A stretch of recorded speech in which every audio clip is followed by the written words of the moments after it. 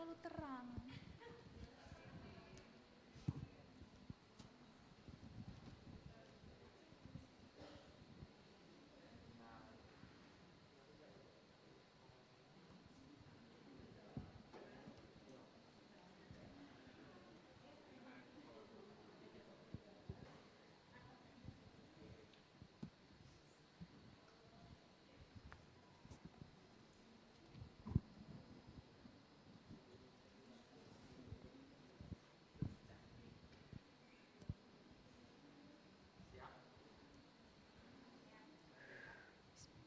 Siap.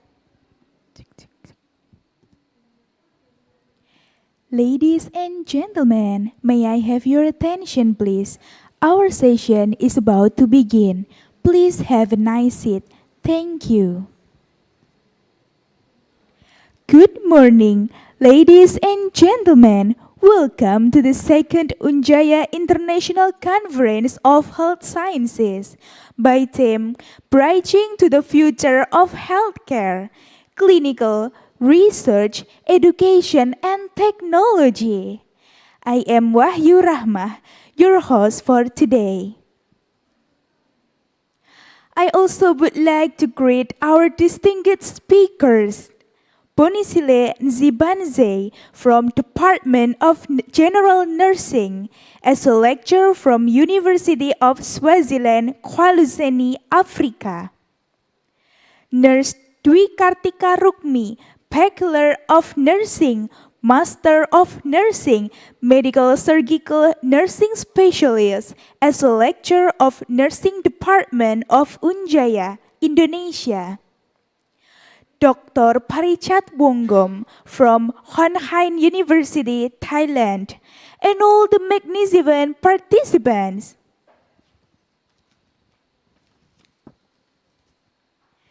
Ladies and gentlemen, this international conference is held in a collaboration with Nursing Department and Nursing Student Organization on Faculty of Health UNJAYA. Also with a sponsorship including Bank BJB, Bank BNI, PT Terabit, The Creative Indonesia, Astera Machine, PT Yakult, and UNJAYA Press. Ladies and gentlemen, before the international conference begins, I will convey some rules for all the participants in Zoom meeting. First, please open your camera and use the virtual background during this webinar session. Second, please turn off your microphone during this webinar session. Ladies and gentlemen, now please allow me to read the agenda of today. The first agenda is opening session.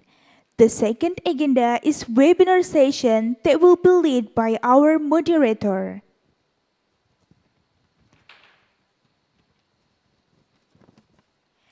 Ladies and gentlemen, now we have to come to our main agenda, that is webinar session. All presentation and discussion will be moderated by our moderator, Nurse Anastasia Suci Sukmawati, Bachelor of Nursing, Master of Nursing. Now, please allow me to read her short bio. Mrs. Suci is a lecturer of Nursing Department of UNJAYA. She pursued her master degree from Flinders University, Adelaide, South Australia. Her expertise area in gerontology nursing. She active as a member in Indonesian Nurse Association, ALZI Indonesia, and also Gerontology Nursing Association. Ladies and gentlemen, please welcome our moderator, Mrs. Anastasia Suci Sukmawati.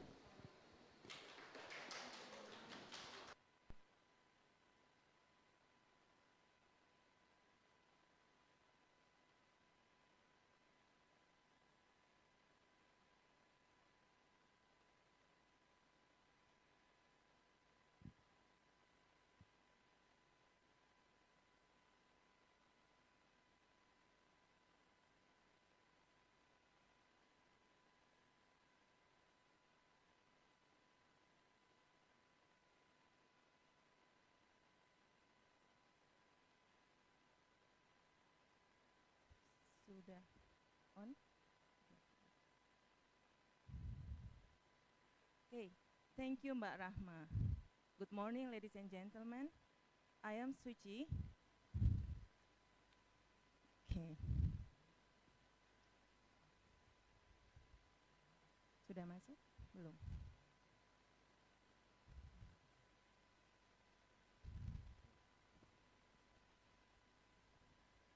Saya mengantongi.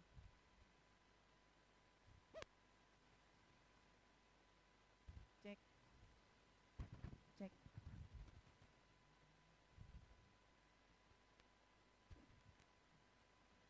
Cek. Cek, cek.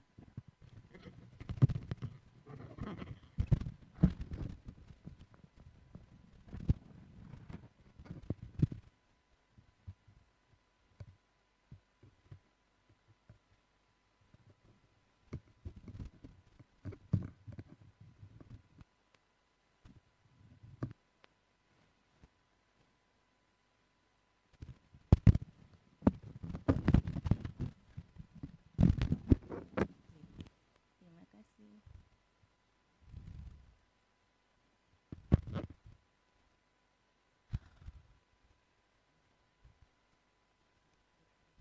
Cek, cek, cek. Sudah? Cek.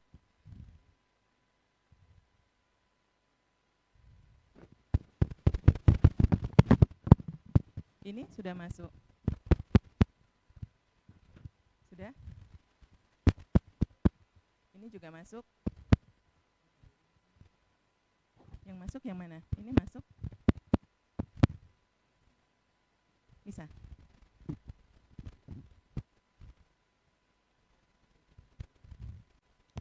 Sudah? Bisa masuk? Oke.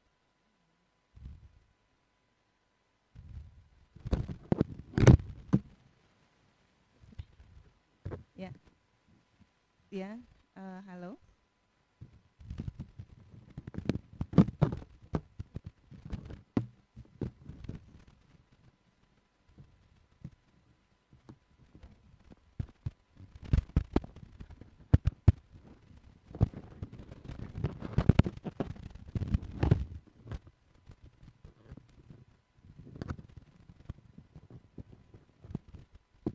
Cek. Sudah?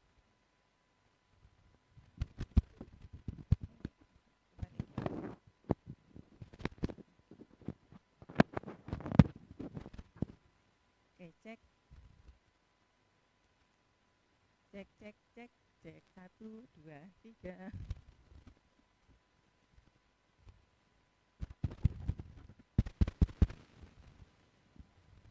Kurang dekat? Segini? Segini? Oke. Segini sudah kedengaran? Oke.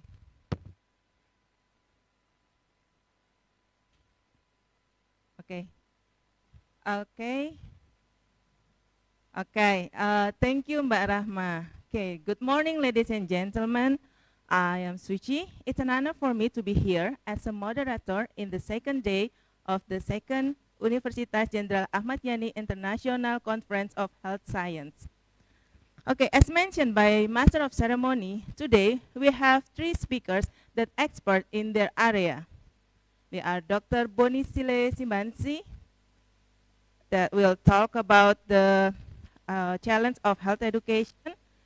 We also have Dwi Kartika Rukmi, MKEP SPKMB, that will talk about the promotion innovation in HIV/AIDS, and also Dr. Parichat Wonggom will talk about the technology usage in clinical setting.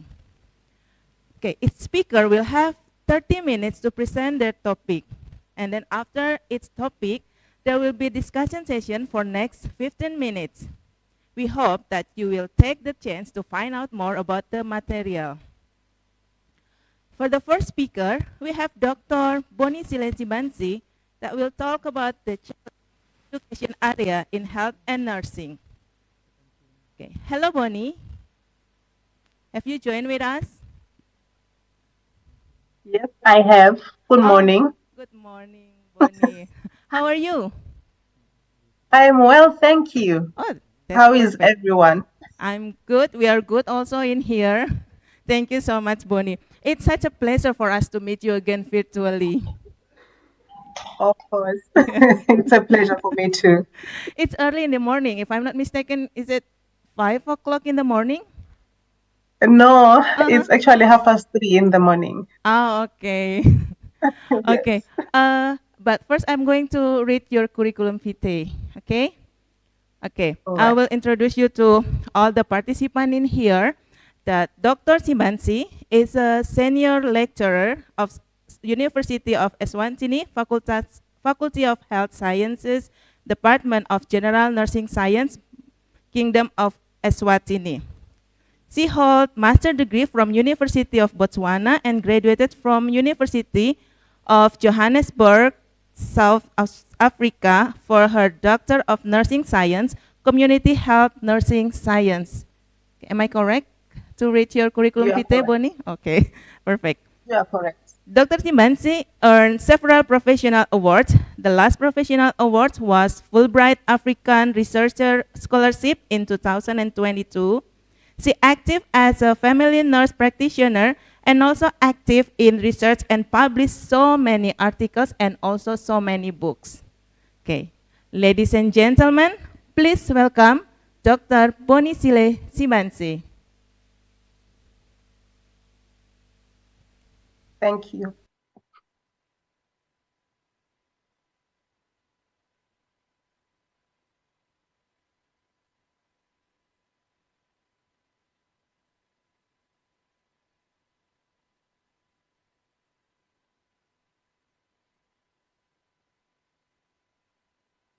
Okay, so I'm waiting for my slides to show.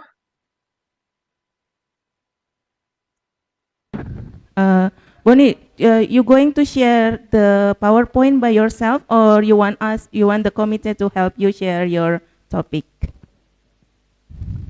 Okay, whichever will work best Okay, for the team. Yes, please. okay, it's okay. Take your time.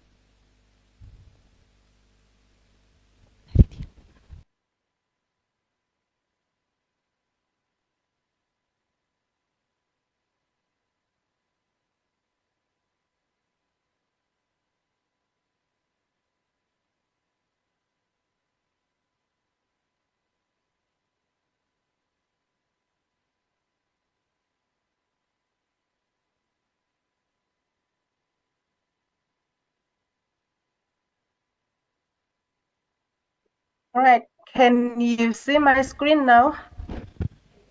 Yes, we can. Thank you very much. So thank you for the introduction, and thank you for the opportunity to come again and be a speaker in this wonderful conference. I just want to congratulate UNJAYA for actually hosting this second international conference. I know it takes a lot of work to actually organize a conference of this magnitude. So this morning, I'll be presenting to you technology, nursing, and the developing countries. So I come from a developing country myself. So the experience I will share here are experiences that are peculiar to developing countries. So I've already been introduced. I'm from the University of Eswatini. So this is the outline of my presentation. So I would give you a little bit of background or introduction, and then technology and the nursing profession, as well as the challenges for that are being faced by developing countries, and then switch on to technology for teaching and learning in nursing, and also the challenges. I would go through the challenges, and then the ways that developing countries can actually enable the use of technology within their systems. So the introduction is just a simple one. So this is where I come from. I come from this small red dot there by South Africa. So we are a population of 1.3 million, the Kingdom of Eswatini. We are being called a developing country because really we are. We are, according to the World Bank, we are in the lower middle income country. So this country has a lot of health challenges. I'm just going to brush through that. We have a lot of health challenges, and the main one is the non-communicable diseases. We are now seeing a lot of hypertension. We are also seeing a lot of diabetes mellitus. And then we have one major communicable disease, which is HIV. So the current status of HIV in the country is that we are having a prevalence rate of 27% among the elders. So the elderly population is, or the adult population basically is population between 15 to 49 years. So that is 27%, which is basically 1 in 3 people. That is a little bit extreme. But we have a very functional HIV program. It's very, very robust. And currently we have an incidence rate that has reduced to 0.45%, and we are very happy about that. So all in all, that is, a snapshot of what Swaziland is about. So the introduction to my talk today is just the definition of these 3 key terms that we'll be, using throughout this presentation. So technology is the first one. So most of the time, people think of technology as, these extreme interventions. Of course, it is those extreme interventions, but basically it's just the study and knowledge of the practical use of scientific discoveries. So a scientific discovery can be as small as a pulse oximetry in the clinical area, and it can go as big as artificial intelligence being used to analyze big data. So that is a technology. So it has wide ranges. It moves from small to the most, simple to the most complex. And then nursing, which is what I hope most of us are here today, nurses. So I like this definition by the caring sciences of Professor Jean Watson.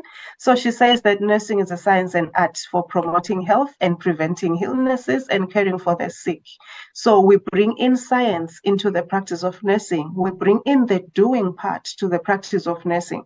So the science in nursing, this is the part that now, looks at scientific discoveries and actually uses them to better manage patient outcomes and to also promote a rewarding experience for the healthcare provider.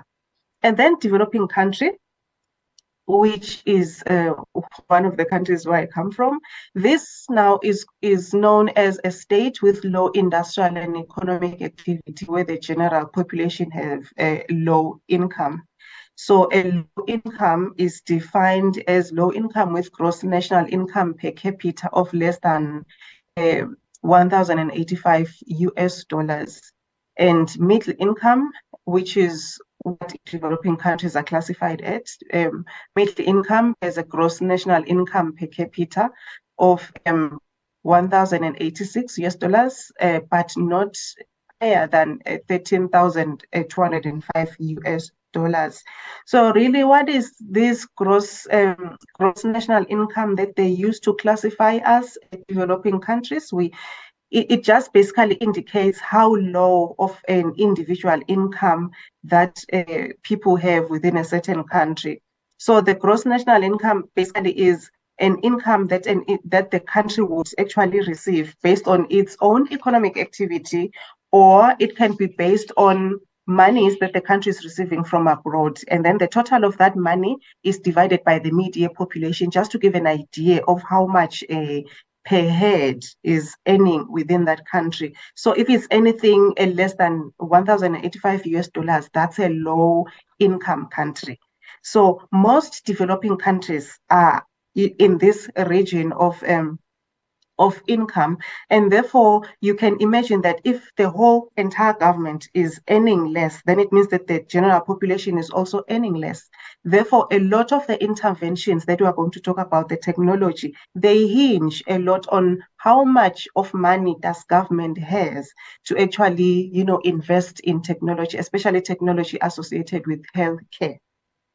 Okay, and then here on this slide, I just want to briefly talk about technology and the nursing profession.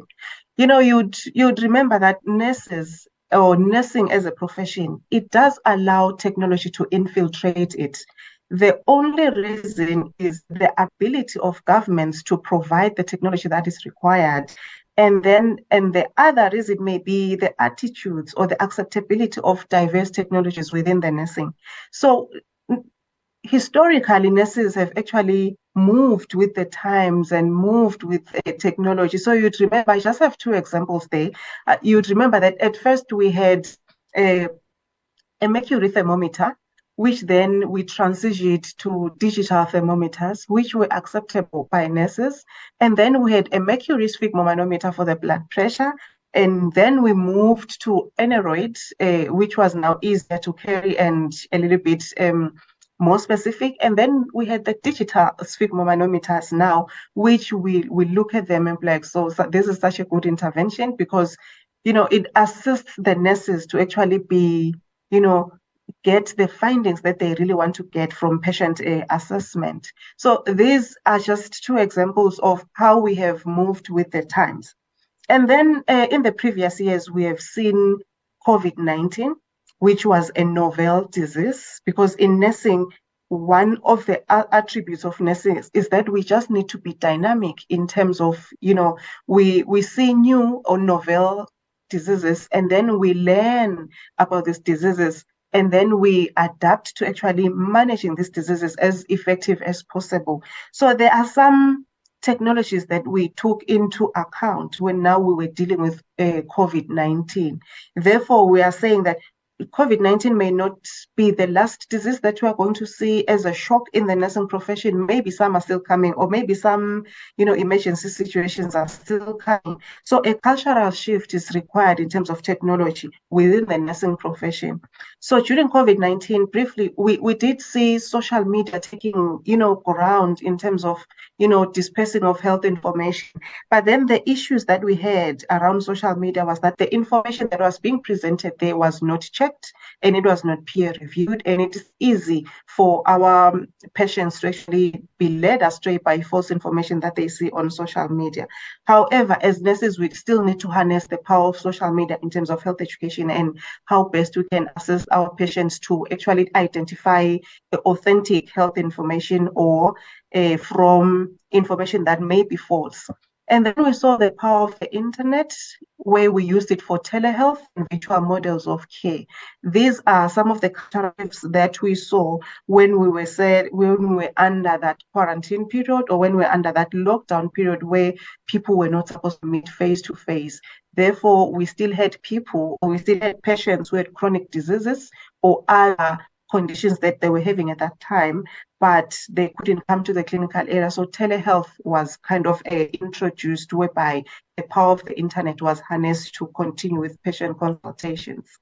So with that being said, the diversity of digital technologies, they're actually advancing nurses or nursing as a profession in very interesting ways. So we see a lot of other job opportunities that are being opened. We see a lot of other specialist areas that nurses can actually follow. And then we see a lot of positive patient outcomes when technology is used the right way in the clinical area, or even in teaching of nursing as a discipline.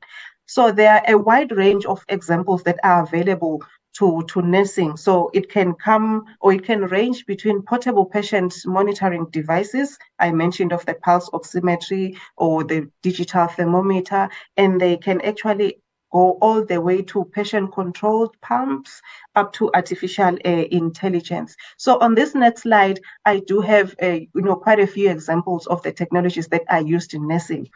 So internet, most people now do have access to internet, and the hospitals and health faculties, they have access to internet, because this is one area that allows for students, nurses, lecturers to actually have access to a wide range of information that they may require. And the more factual information, peer-reviewed information a nurse has, and a lecturer has, and a student has, it assists them to actually make on-the-spot decision making, either for patient care or for, just critical thinking in the classroom.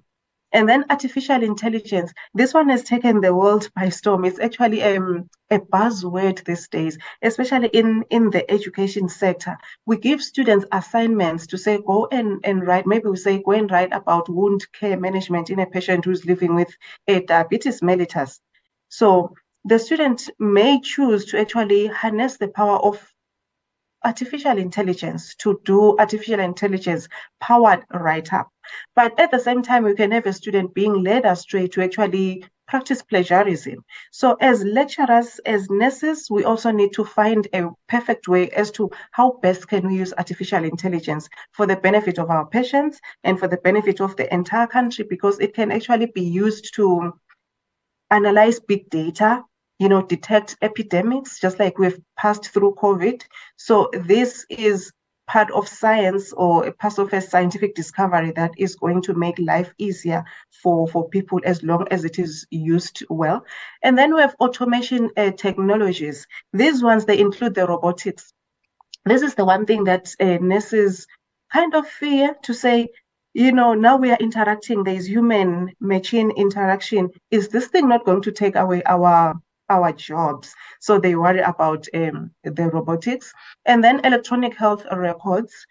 These are actually known to be superior in terms of completeness, because when nurses are filling in patient information on the computer, they are able to see that, there are gaps here, and usually the interface would actually allow the nurse to see that, okay, there's data that is missing here, as opposed to manually using manual records. So I'll talk to some of these technologies as it relates to developing countries as we move on. And then telemedicine, this is same as telehealth, so whereby patients are able to, consult with, physicians or with nurses for their problems in a remote manner. And then mobile health, we are seeing this a lot, especially in high epidemics areas like Eswatini, whereby we have clients who are living with HIV. So we need to remind them to actually assist them with adherence. And then precision healthcare, a lot of advances have been made on this area now, because sometimes we see that patients would have conditions that we are having difficulty to treat. And then it all boils down to say, this condition is coming from the genetic makeup of this individual. So let's do genetic testing. For instance, we've had a lot of clients in developing countries now testing for the gene associated with breast cancer. And then once that gene is found, they actually take preventative measures to actually prevent, the client going through that whole diagnosis of breast cancer. And then virtual realities. This is common in countries where, connectivity is not a problem, especially in schools of nursing, where they would teach clinical skills using virtual realities. So these are some of the technologies that can be used and that are applicable to nursing as a profession. This list, of course, is not exhaustive. There are a lot of other technologies that can be used for better outcomes of patients. So the way that we view technology as nurses should not be something, we should not view it as something that is coming in as a competitor or that is promoting laziness, because that is what we've heard from nurses to say, these newer technologies are promoting laziness in nursing. So that is the cultural shift that we want to talk about, to say, there are benefits of technologies in nursing.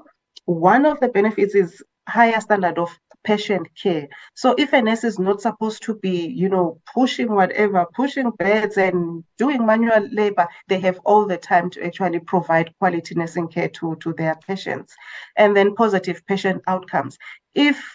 When we are using technology, if I'm taking the vital signs of the patient and I'm getting the accurate readings, it's highly likely that by the time I get to the point of decision making in terms of making the diagnosis and planning the nursing care for the patient, usually that will flow directly from the accuracy of the information. And therefore, we treat patients accordingly and they experience positive patient outcomes. And then not having to pump a sphygmomanometer manometer for the longest time, it's time saving for nurses, and it provides results within a short period of time, and therefore provide a rewarding nursing experience. I am sure that most people know, or all nurses know, that if you see a patient in this health state, and then by the time the patient leaves your presence or leaves the clinical area to be discharged home, and they are looking a whole lot different way, it gives you some good feeling about yourself, and therefore it provides a rewarding nursing experience. And then now let's look at use of technology in nursing practice. So this will be the Eswatini current status, so that at least you do understand that, you know, governments are trying to actually move with the times, but because of the unavailability of excess funds, you find that our movement towards the use of technology is a little bit slower. So in the current government of Eswatini, we have portfolios, we have the ministries. So I and my institution falls within the Ministry of Education because we are training nurses, and we also fall within the Ministry of Health because we are training personnel that are going to work in the health department. So here, for us in the country to have, you know, technology that is working, technology that is up to date in the clinical area, we need to have the Ministry of Information, Communication and Technology come to board. So that is a new ministry that we have in the country. And we were like, wow, so now we would have something or a portfolio that's going to coordinate all the ICT structures in country. Because if we need to have and electronic health records, that should be a government system, and that should use government wiring. So therefore, we needed a ministry that's going to look at that. So the other things that we have in the country is telehealth or telemedicine. So where family nurse practitioners work together with physicians to actually, you know, manage patients. And for the reason that we are now seeing newer complex disease progression in patients, we do want to, you know, collaborate with other, you know, other specialists from outside of the country. So for now, the country is actually collaborating with specialists through the government of India through telehealth. So sometimes we send some lab findings, or we send them some MRI findings to say, this is what we are seeing on this patient. What would be your suggestion? How would we best go about managing this individual? So we do it using telehealth. It's a new intervention that we are really excited about as a country. And then we have the electronic health records. So we have actually been trying to shift from manual documentation of patient information to using this health management information system. But I will talk about the barriers as I go on, because these are nice. We have them, but we are still having teething challenges with this. And then we have mobile health that I've already talked about, to assist in adherence to ART. Let me just make a disclaimer on the mobile health applications. So we have a cell phone that is given to an adolescent living with HIV, just to give them a reminder daily. So within that mobile device, there's an app that sends out notifications to say, this is the time that now you're supposed to take your medication. So the disclaimer here is that these are actually not the government of Eswatini intervention. Remember that with HIV, you have a lot of donors. So this is donor funded. It's part of a pilot project. We'll see how it goes. If it goes very well and we have our adolescents virally suppressed, then the government might consider actually rolling out this to the larger population. And then big data science. A little bit of artificial intelligence is now used to actually predict the outcomes and predict pandemics. But the issue is that we are still young in the era of artificial intelligence in the country. And then point of care testing. This has include a wide variety of what we can do for patients. So we do point of care testing for conditions like anemia, the HB. We don't now necessarily need patients to go to a larger hospital and do their full blood count or their complete blood count. So we do point of care testing for HIV for quite a number of conditions. So we do point of care testing, which has actually revolutionized the way that we care for our patients. Well and behold, now here are the areas that, developing countries are actually facing when it comes to, installing and using artificial intelligence or technology within their systems.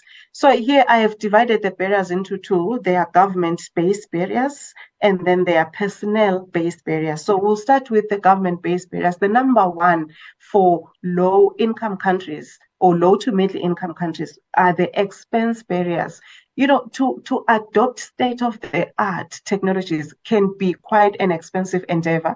So for governments, you find that usually they do not really have that huge amounts of money floating around, though the monies can be huge on paper, but necessarily that money would actually be used up by other activities that are there within the system. So take, for instance, the government of Eswatini, it actually sponsors a lot of healthcare facilities. A lot of the healthcare facilities that you have, they belong to government. Therefore, they get support and funding from government.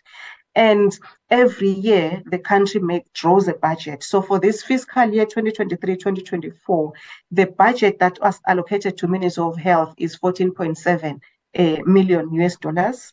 It's the 2.76 is our local currency. So it may look huge, but then you find that a bulk of this budget is dedicated just to ensuring that there's adequate supplies of medicine and adequate supply of other things that may be needed in the healthcare facilities. So the major bulk also goes to procurement of ARV drugs. You would remember I said Eswatini has a prevalence rate of 27% of HIV.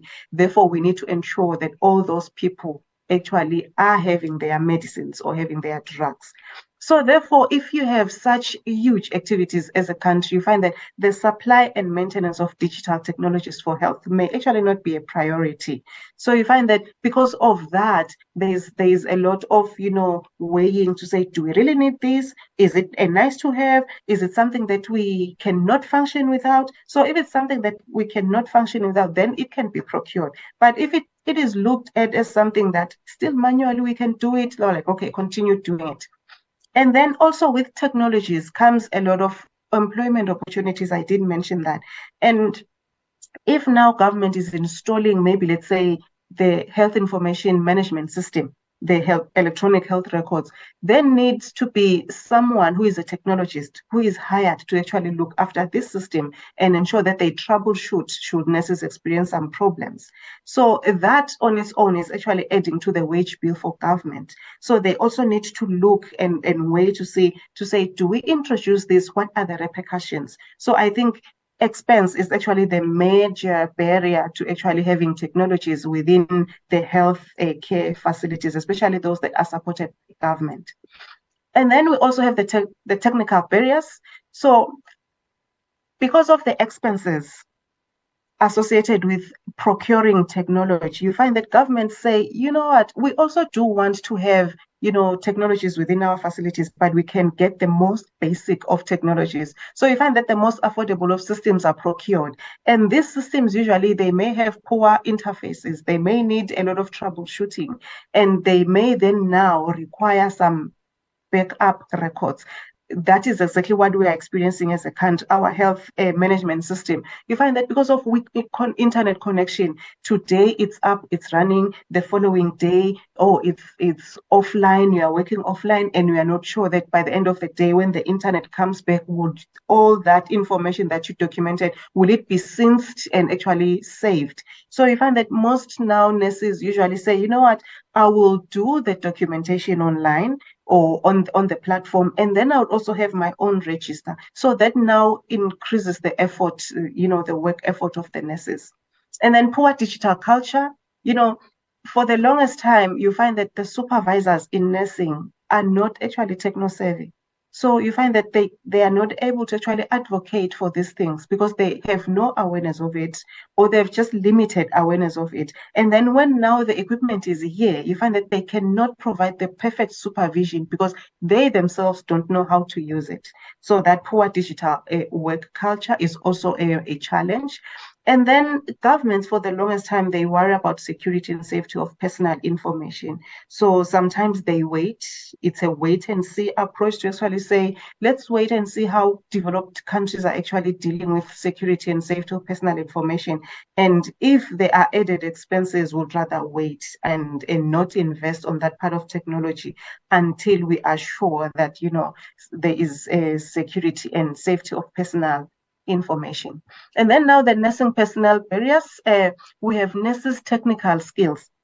This one is a huge problem. So you find that in our country, the average age of nursing personnel is around 39, 40. That's just basically the average. And you find that there are who are 40 years and above and are not actually techno-savvy. So you find that it's difficult, even when now you have the machine or when now you have the technology within the training institution or within the clinical area, you find that it's difficult for them to actually use it. So they would rather, use what they are used to.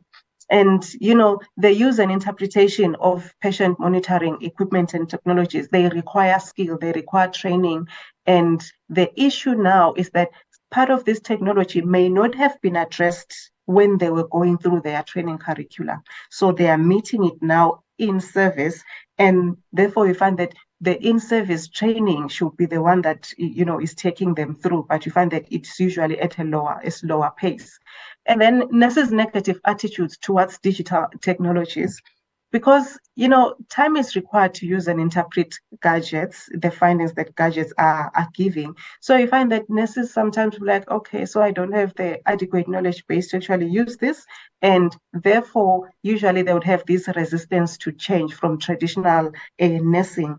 So now, especially now that we are doing this telehealth thing, nurses are like, you know what, the traditional form of providing nurses is actually perfect, because nurses is about nurse to patient, human interaction. We want that closeness. We want to create a rapport. How do you create a rapport with somebody who is like X number of kilometers away? So it is difficult. There's information that you are going to lose by virtue of you not being in close proximity with the patient. And then the other issue is collaboration. Nurses are trained and they are, given skills of how to collaborate with other members of the healthcare disciplinary team. So they are perfect. They are able to do that. But then now when you are adding somebody who is outside of the, technical or the multidisciplinary team, you find that it takes time for them to be able to know how to collaborate with this individual. So when you're bringing in technology, you're also bringing technologists, you're bringing in researchers, you're bringing in other healthcare providers. So it actually expands the diameter of the circle of people that they're supposed to collaborate with. And then you find that usually there will be some issues there. So the last barrier is nurses scheduling. In developing countries, you find that most of the time the nurses or the volume of nurses that are there, or you find that it is difficult for government to hire huge numbers of nurses. So you find that the nurse-patient ratio is actually very, very skewed. I'll make an example of just one ward in the referral hospital. You find that there are like 40 patients in that ward that are admitted, especially medical wards. And you would know that with medical wards, you have patients who are sick and patients who are, towards being prepared for discharge. And then you have 2 nurses for that shift, which basically means that each nurse is 1 nurse to 20 patients, which is a very, very skewed nurse-patient ratio, which makes working difficult. So what nurses usually do at that point, that even if technology is there, they just, stick to the traditional nurse-patient communication, and they just work the basic way that a nurse can do. So nurse scheduling and the nurse-patient ratios actually also affect the manner in which nurses would be willing to learn new technologies within the nursing profession. So now let me just switch gears quickly to technology for teaching and learning in nursing. It has always been considered an integral component in teaching and learning. Lecturers would know that technology is the backbone of teaching. For you to find information that you are going to impact on students, you need to have searched for the information, and you need search engines to do that. And those search engines are part of technology. You need to impact this information to students during the didactic sessions. And during the didactic sessions, you are using a number of teaching activities. So those all hinge on technology. The use of slides, PowerPoint slides, the use of videos, all those are digital technologies. So basically from that, it just forms the backbone of teaching, because, the assessments, the teaching itself, it all hinges on technology. So the common elements that we are now seeing is YouTube, Google Scholar, the Dropbox to send, assignments around. Twitter has become commonly used now. And then the e-learning management systems. Most universities have e-learning management systems that integrate all these. The one that we have in the country in our nursing education is the Moodle learning management system. So it incorporates all these, the YouTube, the Google Scholar, Dropbox, Twitter, and Wiki in it. So it's quite a comprehensive system that students are using. And it does promote flexibility because, lessons can be given in a synchronous manner where we just come and we give that information to students, or it can be given in an asynchronous manner whereby students just interact with learning material wherever they are at whatever time.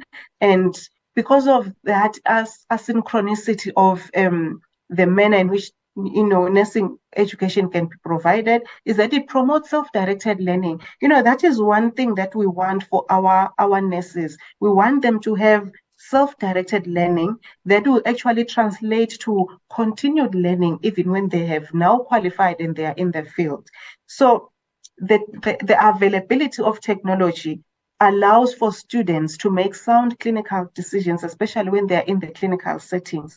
So when we started our FNP program in the country, we were giving students tablets, or we had funding at that time. So we're giving them tablets, and these tablets would install all these mobile applications, like for conditions, medications, drug references. So it was easy for them to actually have this work integrated learning, whereby students would just have access to websites and then have access to drug formularies so that they are able to, manage patients as effectively as possible. So those are some of the benefits of technology in nursing education. But what we saw in 2019, 2020, 2021 was, I would say, a sudden shift from the traditional face-to-face teaching to online teaching. And therefore, we experienced a lot of challenges in nursing education, just like any other developing country would. So for the longest time, face-to-face was considered the way of teaching because the student is here in front of you. We are able to, communicate with the student.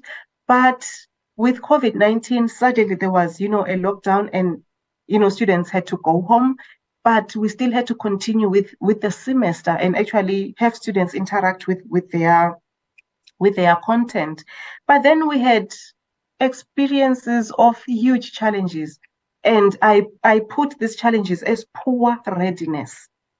So now, what is that poor readiness? So poor readiness in terms of technological, our facilities, our internet had a very low bandwidth.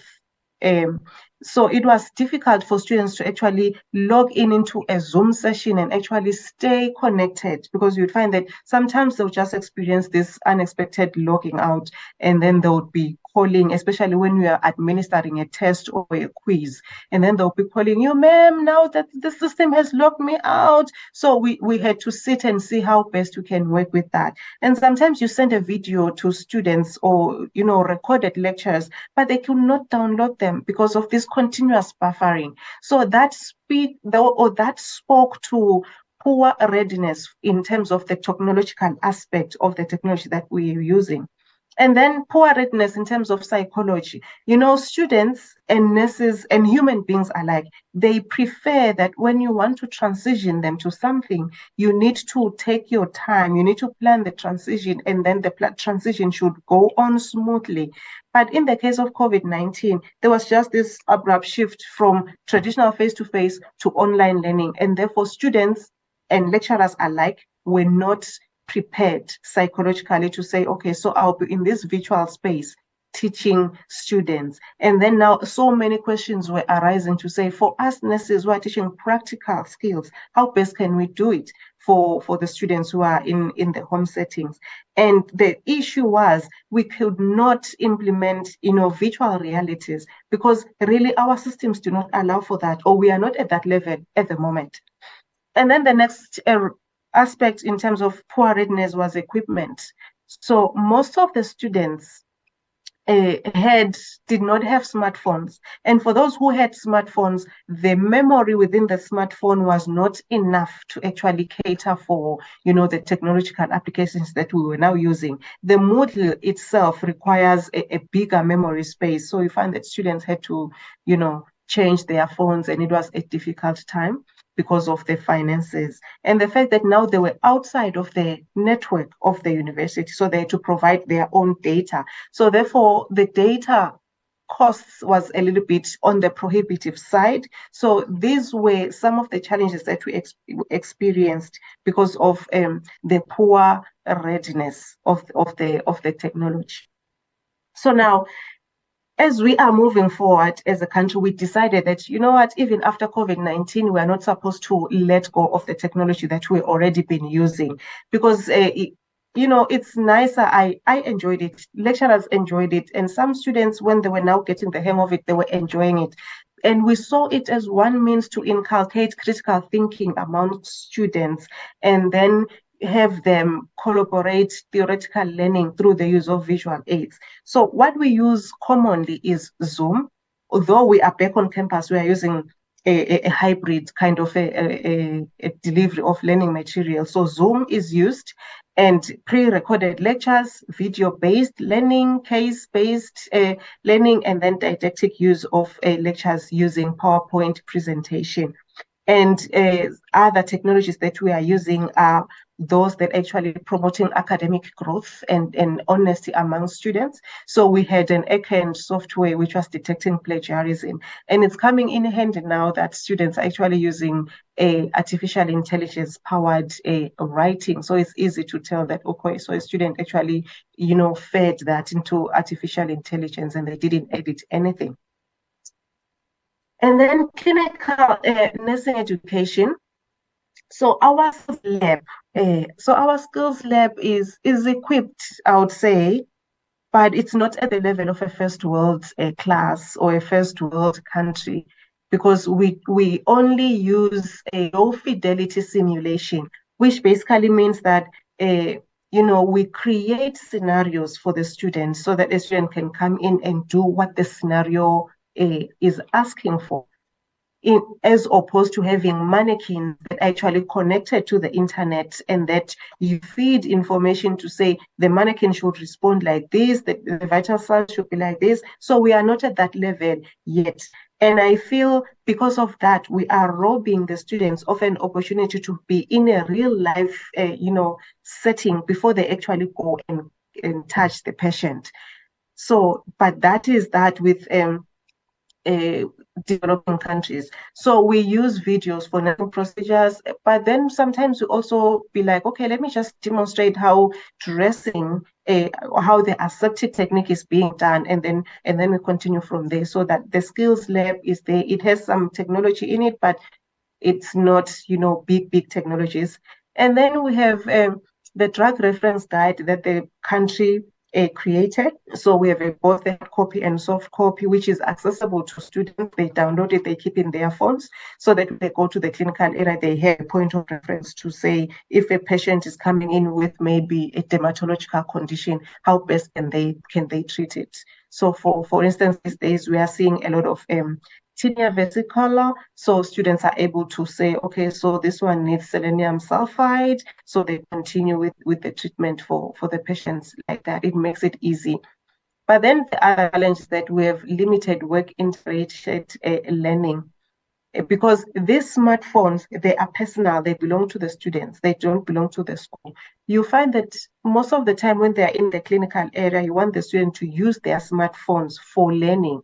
But students being students, you find that sometimes before they actually can go into the university resources where they can get the assistance, they start by, perusing their social media accounts. So that is a culture that can actually be, dealt with. Here are the challenges of technology within the healthcare institutions. So hardware and software issues. So we had a lot of technical difficulties that we experienced.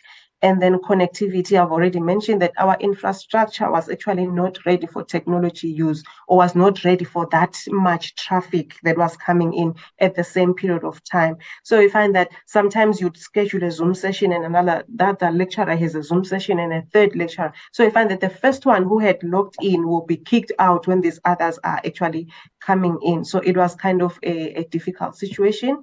And then the lack of face-to-face interaction. Remember that as individuals, we are different. Some prefer physical face-to-face interaction. Some people are like, okay, so I can do this by myself. So there was a lot of issues in terms of the lack of face-to-face interaction. And then the non-proficiency in use of ICT. So that lack of capacity between teachers and students was actually a problem.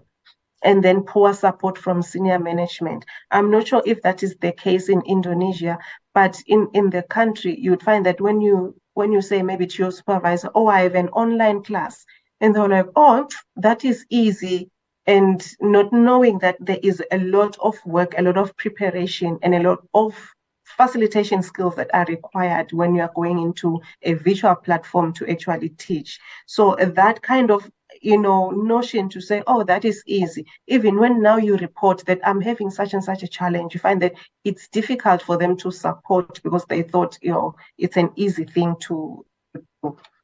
Okay, and then technology is limited to use of those that are available within the institution. So if the institution doesn't have a wide breadth of technological options that can be used, then whatever is available is the one that is going to be used, which therefore affects the quality of teaching and learning. Take, for instance, our clinical skills lab. We would prefer to have mannequins that, especially if you are providing an IM injection and the student is doing it on the wrong side, we want that mannequin to actually interact and indicate that this is wrong for the student to do that. And those mannequins are actually costing an arm and a leg. So you find that it's not easy for the institution to actually procure those. So that on its own affects the quality of teaching and learning of the students. So now, how best can developing countries actually, procure and use or integrate technology to healthcare facilities and actually to their teaching and learning spaces? So the major one is actually financing and investment. So health financing, other than it being financing for drugs and financing for bandages, syringes, needles, it has to go over and beyond that to say, you know what, we want, perfect healthcare. I'm not sure if there's anything called perfect healthcare, but we want the best healthcare for the population. So if there's any technological advances that have been indicated or have been proven to improve, the prognosis for patients, let that technology be procured and then maintained. The other thing with governments from developing countries that they can procure technological equipment that are very expensive, but then lack on the maintenance of it, such that, that machine is not able to provide the longest service possible. And then education, investment in education by governments or by funders alike is a huge thing, because really without educational preparation for any job or for any discipline, then there is nothing that, the learner can do that is beyond what was provided by the institution. And then senior management and ICT departmental support. Technical difficulties will always be there, but participants or people who are using these technologies should actually be supported. And then training of nursing personnel on use and interpretation of technological data is required. And then good internet facilities, those with a larger bandwidth and also infrastructure is required. Ladies and gentlemen, this is my last slide. Computer hardware and software, this should be available because it facilitates, the use of information. And then student and educator competence. An educator should always have, at least basic competence in use of technological equipment that are in use for education. Therefore, preparation and training is required. These are some of the references that I used. So, ladies and gentlemen, thank you very much for your attention. This is the end of the presentation. Okay. Thank you so much for giving such an information and also comprehensive presentation for us, Dr. Zibansi. Okay. Okay, you already present about the technology, and yes, it does bring benefit, as you mentioned, about time saving, higher standards of patient care, and also there are so many challenges that faced by in your home country, such as psychological in Indonesia also. Okay, okay, let me see. Now we are going to discussion session. Okay. Is there anyone in the Zoom that would like to ask directly to Dr. Zibansi? Is there anyone that raised their hand in the Zoom?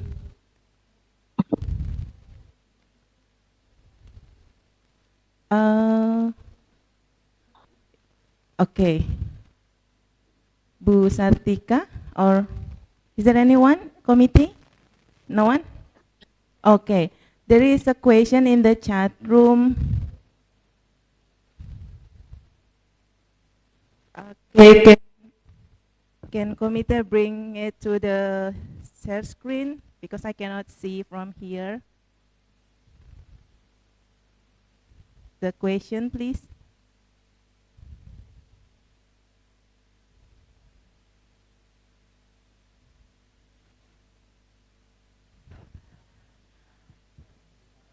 Okay.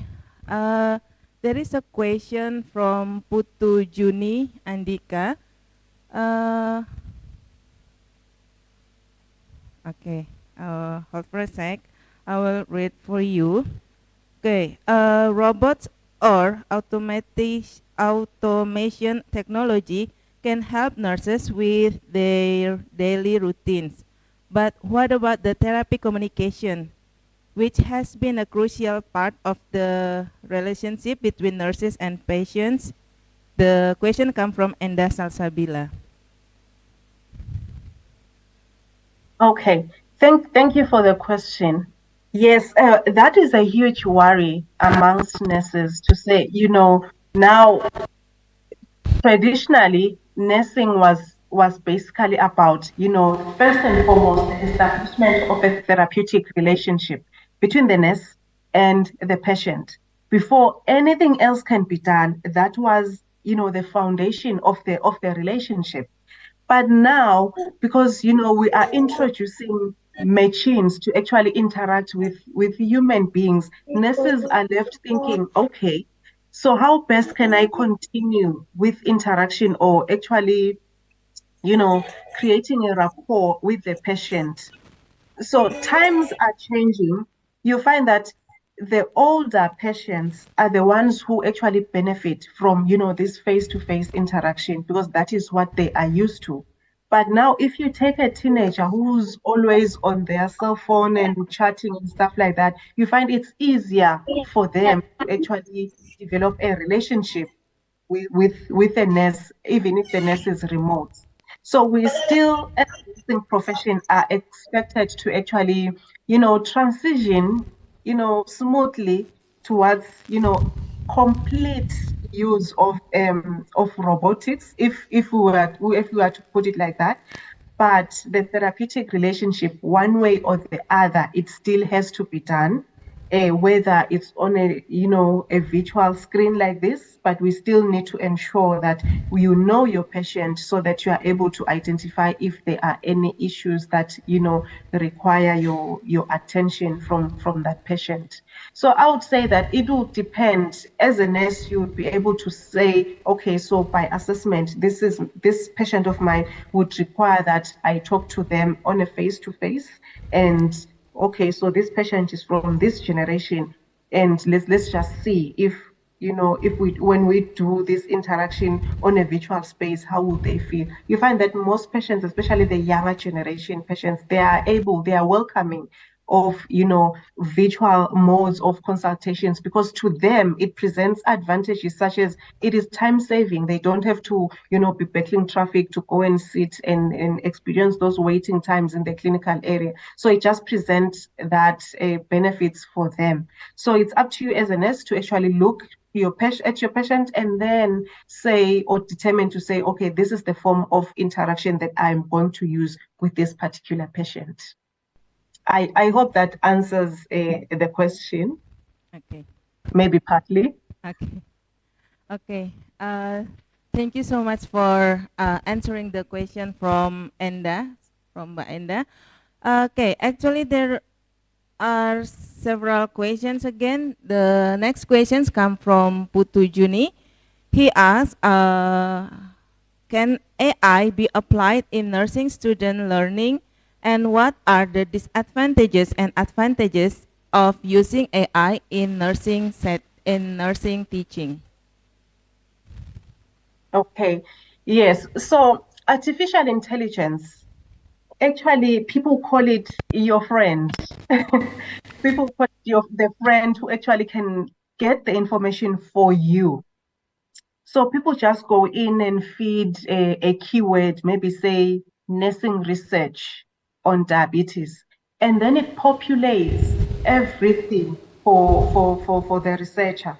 So you find that one major disadvantage of it is that, number one, students then do not apply themselves to say, can I just read and have a basic understanding of this topic that I'm dealing with?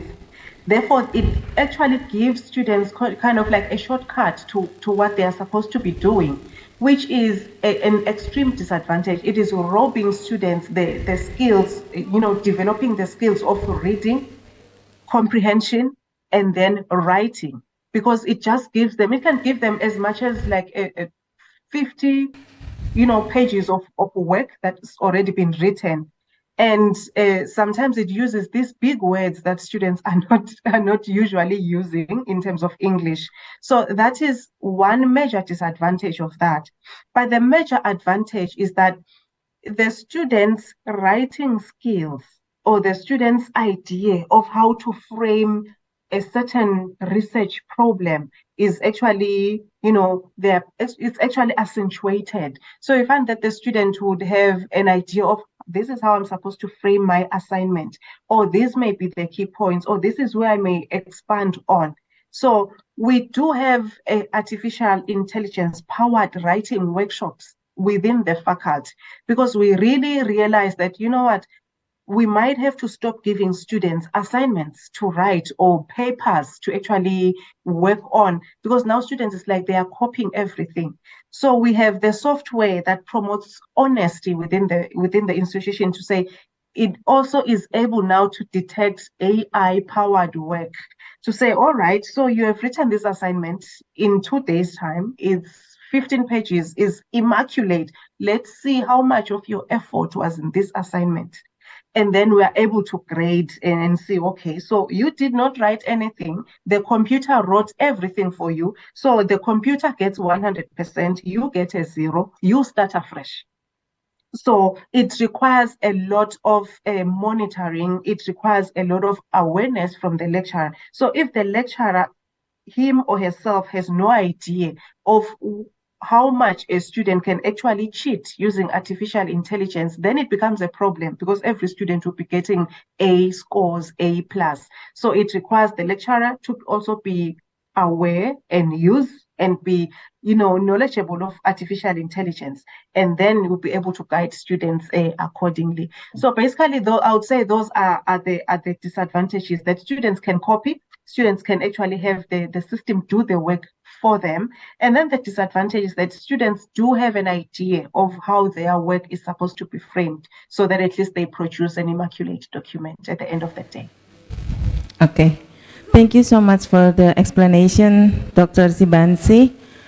Okay, now we are going to the next question from, okay, let me check the next question from HIJA.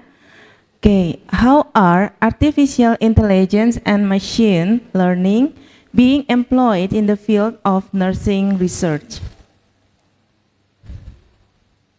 Okay, so for this one, I think I'll be able to answer on the part of artificial intelligence. The way that we understand nursing is that it is a very broad discipline. There are so many subsets to it. So in terms of artificial intelligence, the one way that it has been used in the country is for data analysis. So we call it big data analytics, where if we don't want to say artificial intelligence, so big data analytics. So it has been used in such a way that we are able to analyze our data in terms of, for example, HIV prevalence, HIV incidence, and HIV recency.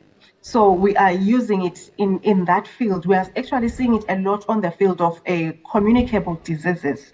So in terms of data analysis and then predicting to say, so if as a country we are at incidence of 0.45 in 2023, what is the prediction for the future? What are the trends that we are seeing? So artificial intelligence is assisting us in that to say, okay, so you are as a country at 0.45, but please look at these other population groups. What artificial intelligence has told us as a country is that please concentrate on the adolescent group. They are the ones that are going to be giving you problems in the future. So that's how we have integrated it in nursing in terms of how we can use it, because that is basically health data.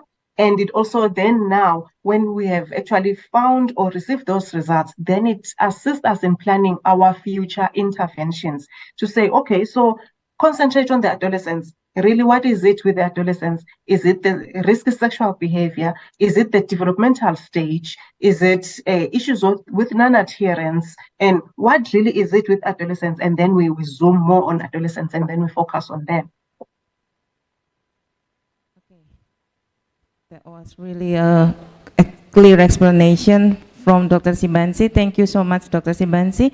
And there is a last question from Abdul Latif. Actually, there are more questions, but because of the limitation time, so we are going to the last question from Abdul Latif. How to control ethics if AI used to education tools? Okay, so here, ethics, when you are using AI tools in the clinical area or in education, as it were, the first ethical principle that comes to mind is the ethics of the principle of beneficence, really, because under it there are basically some elements. So the first one is the issue of confidentiality. You know, if you are now using AI tools where you are collecting the entirety of a patient's data, there needs to be ways in which you are going to ensure the anonymity of that data. You need to protect that data. So data protection becomes paramount here, because you do not want to leak patients' data, because the data goes with the name, the age, the residence, previous medical history, current medical history, and also sensitive information such as the HIV status. So the way in which we use the data, I did mention with the presentation to say, one thing that we are always, you know, worried about is security of personal information. So the ethics of beneficence in it is to say that confidentiality and anonymity should always be entailed. And therefore, the other ethical principle that will stem from data being ensured in terms of completeness and in terms of safety, we also look at the principle of non-maleficence. You know, when a patient's data is then now made available, you know, dangerously so, made available to the general population, it results in harm, a psychological harm to the patient or psychological harm to the owner of the data. So those are some of the principles that really need to be looked into and really need to be adhered to ensure that, there is always safety, even when now you are sharing, let's say in the virtual space of telemedicine, you are, talking to other specialists, talking to other healthcare practitioners. How best can you control that data, and how best can you ensure that confidentiality is maintained even during those consultations? So those are the two major principles that I think should be ensured: principle of beneficence, principle of non-maleficence, as it were, when you are dealing with educational tools and patient care in terms of technology. Okay. Thank you so much for the explanation. Okay. Thank you so much, Dr. Sibansi. Apparently, we still have enormous questions from the topic that we need to be discussed, and we can see on the chat box. However, due to limited time, we need to end our discussion session. Okay, thank you so much, Dr. Boni. But I can see that Dr. Parichat Wonggom already joined with us. So do you mind that we take a picture first, Boni? Okay. We can take a picture. I like to take a picture. So maybe the committee can open the camera in the Zoom so we can take a picture together in the Zoom. Okay. Okay. Maybe okay, for the participant, would you like to open the camera, please? Okay, already? Okay, because I can see that Dr. Parichat Wonggom already joined with us, so that will be good if we have the documentation of the second day of second unit. Okay, so first slide. Okay, give your best smile. Okay. Now the second slide. Okay, smile. Okay. Now the third slide. Okay. Now the fourth slide. Okay. Actually, how many slides that we have in here? 5? Oh, 11. Oh, 19. Okay. Okay, now just a quick screenshot then. Now 5 slide, 6 slide, and then 7, and then 8. Okay. Oh, actually I got information from the committee that they already take a picture of the participant and also the speakers. Thank you so much, Thank you so much, Dr. Sibansi, for joining us and share your insightful thought. I just wonder, actually, will you join with us until the end of the conference, or you want to leave Zoom and continue your activity? Because this is in the morning, and I believe that you have bunch of activity.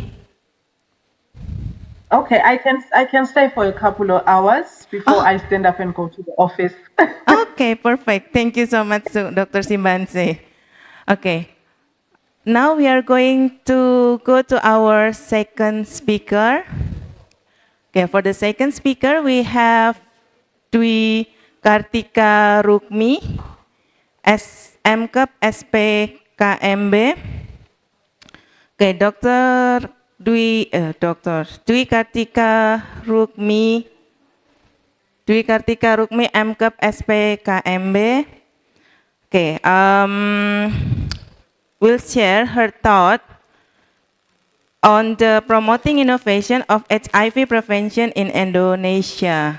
Okay, I will read her curriculum vitae. Bu Dwi is a lecturer in Universitas Jenderal Achmad Yani, Yogyakarta.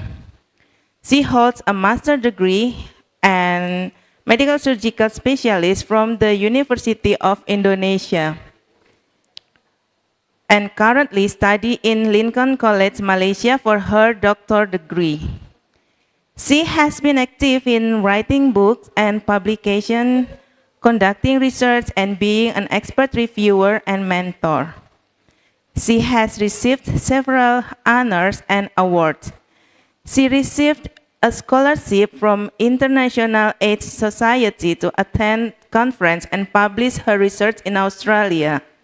and also a grant from EACS, European AIDS Clinical Society, to publish her research in Poland, Europe a couple months ago. Ladies and gentlemen, please welcome Dwi Kartika Rukmi, MKep SP KMB.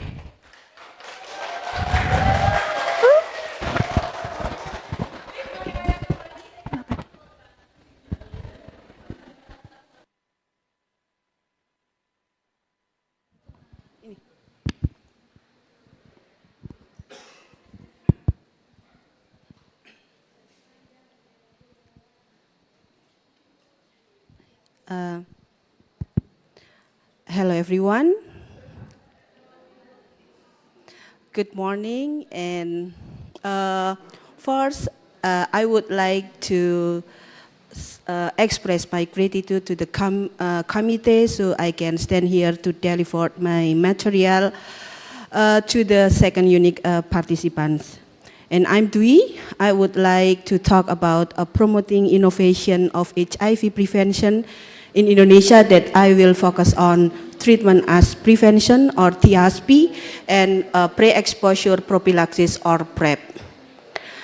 Okay, let me start with global HIV. The picture shows about the summary of the global HIV epidemic in 2022. As we can see, at that year, for about 39 million people living with HIV around the world, with for about 1.3 million people acquiring HIV new cases, and for about 630,000 people died from HIV-related causes. And let's jump to the HIV situation in Indonesia. Up to December 2022, more than 526,000 people living with HIV in this country.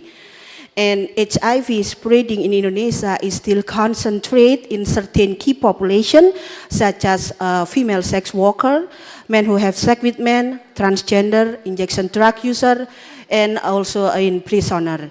And among this key population, the highest HIV prevalence occur in men who have sex with men, with 17.9% compared with the other key population. And this data also supported by a data from first trimester in 2023 that said the biggest proportion of HIV cases in Indonesia was in men who have sex with men, with 27.7%.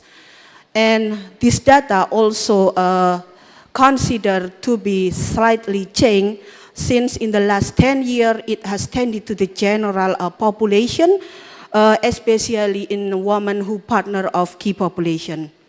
Okay, let's see about HIV prevention status in Indonesia by 2022.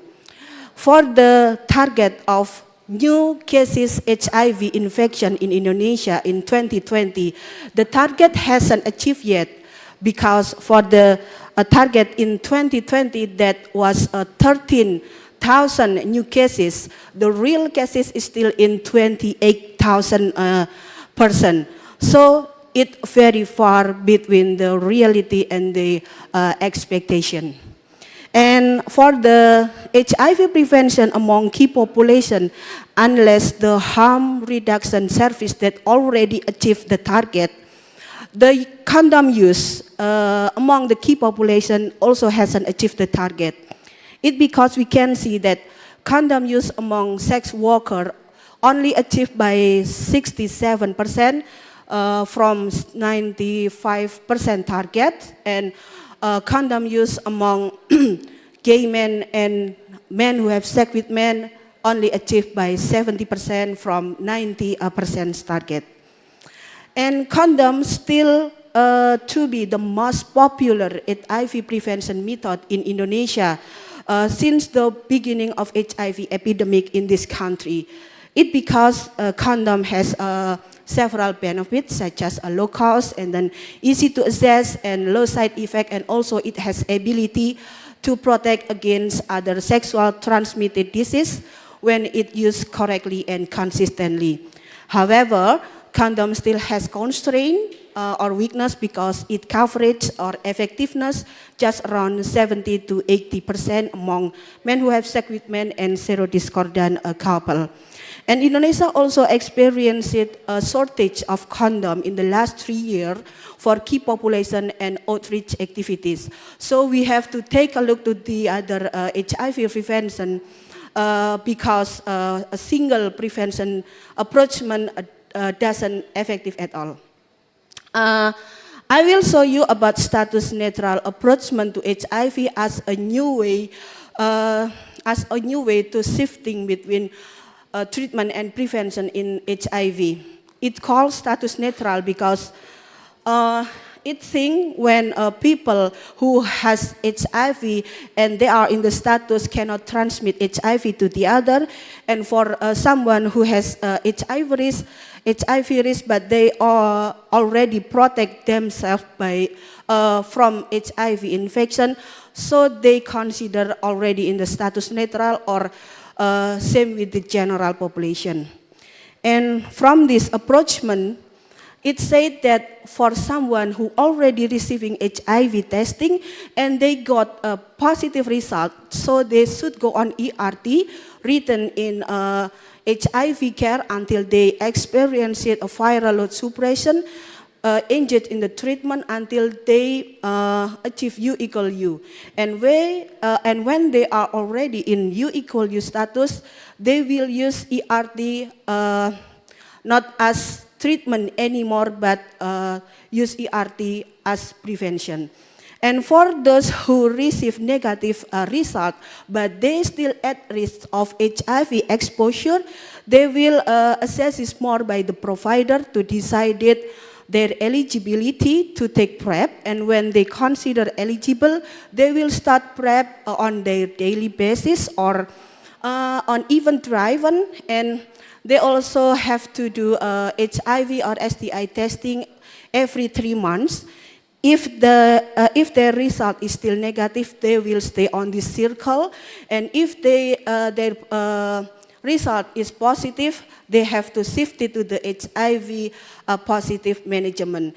And aside of who use ERT or PrEP as their prevention, they also still suggested to use condom and lubricant to prevent STIs and unwanted pregnancy and for further reduce HIV risk.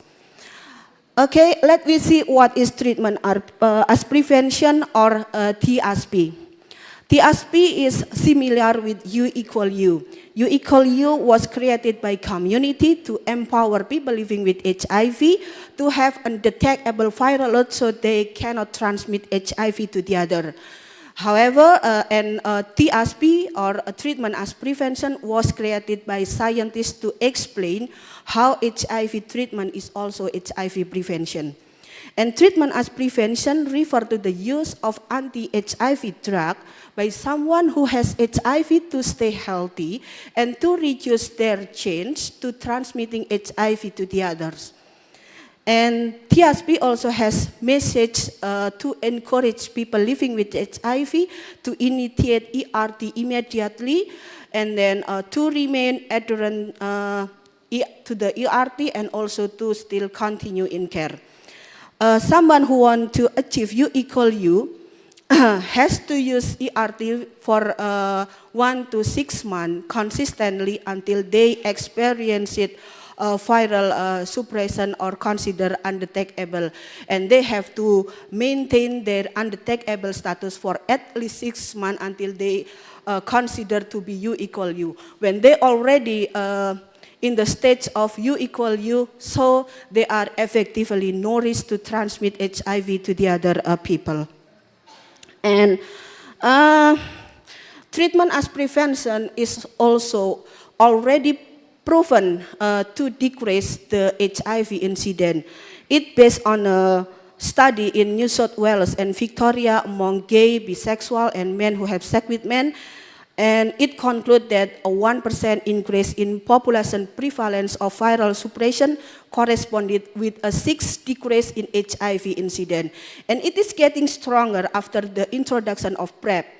And PrEP intake itself increased from 17.6% in 2016 to 36.4% in 2019.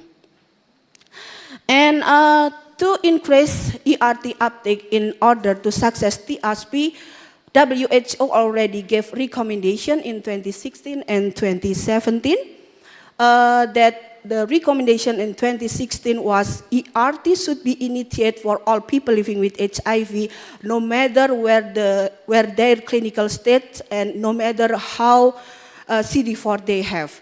And the recommendation in 2017 was rapid ERT initiation should be offered to all people living with HIV following a confirmed HIV diagnosis and clinical stage. And ERT initiation should be offered on the same day to people who are ready to start ERT. And how about ERT Indonesia? Indonesia started to shift or switch from TLE regimen to TLD regimen since 2021. And the consideration why Indonesia transformed from TLE to LD was first, TLD is more potent because it suppresses viral load more quickly than TLE. And then TLD is more durable because it contains or featuring with high anti-resistant barrier, and then TLD is more convenient to take because it's smaller and can consume with or without food. It has fewer side effects and also lower adverse event, and also associated with fewer drug interaction. And right now, DTG or dolutegravir TLD regimen is placed to be first line and second line treatment for all people living with HIV, including pregnant women and women of childbearing. And the ERT uptake in Indonesia, the global target in 2030 was 95, 95, 95. It means that in 2030, 95% people who living with HIV already know about their status. 95% who already know about their status should receive ERT as their treatment, and among who use ERT as their treatment, 95% should experience a viral suppression.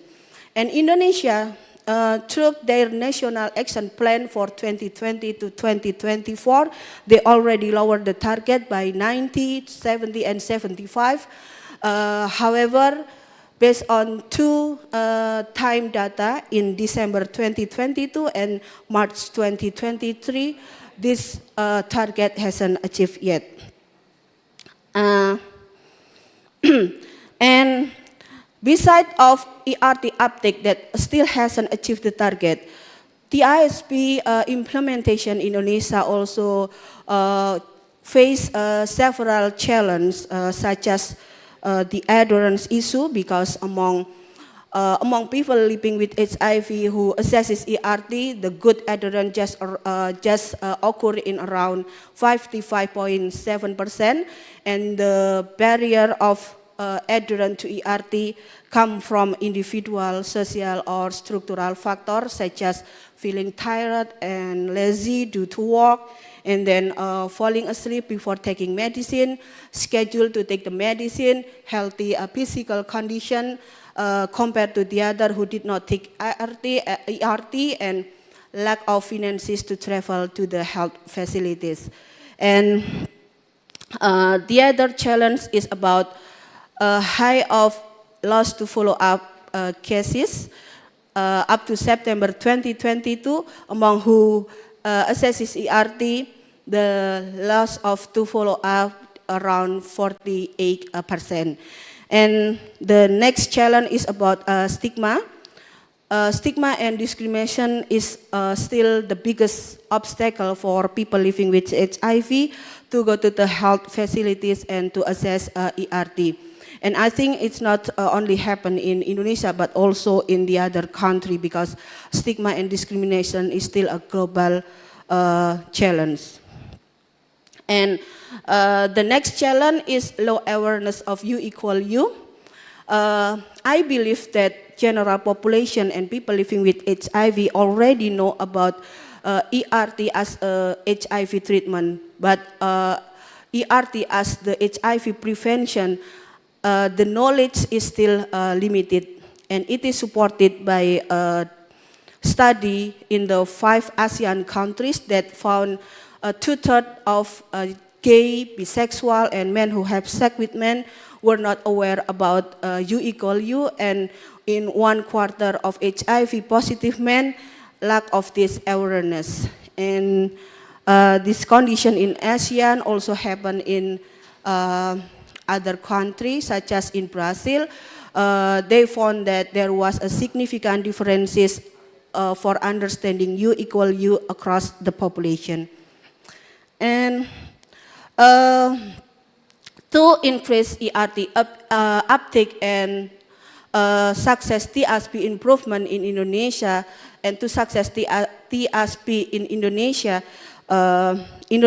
Indonesian government already did several programs that include in the differentiated service delivery or service-based client approach.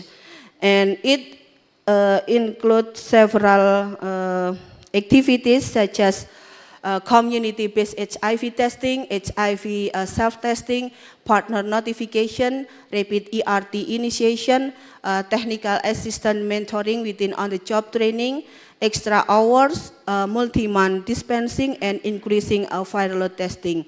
Things that should be improved in this country is enhance correct understanding of U=U to empower people living with HIV, improving adherence and decreasing self-stigma.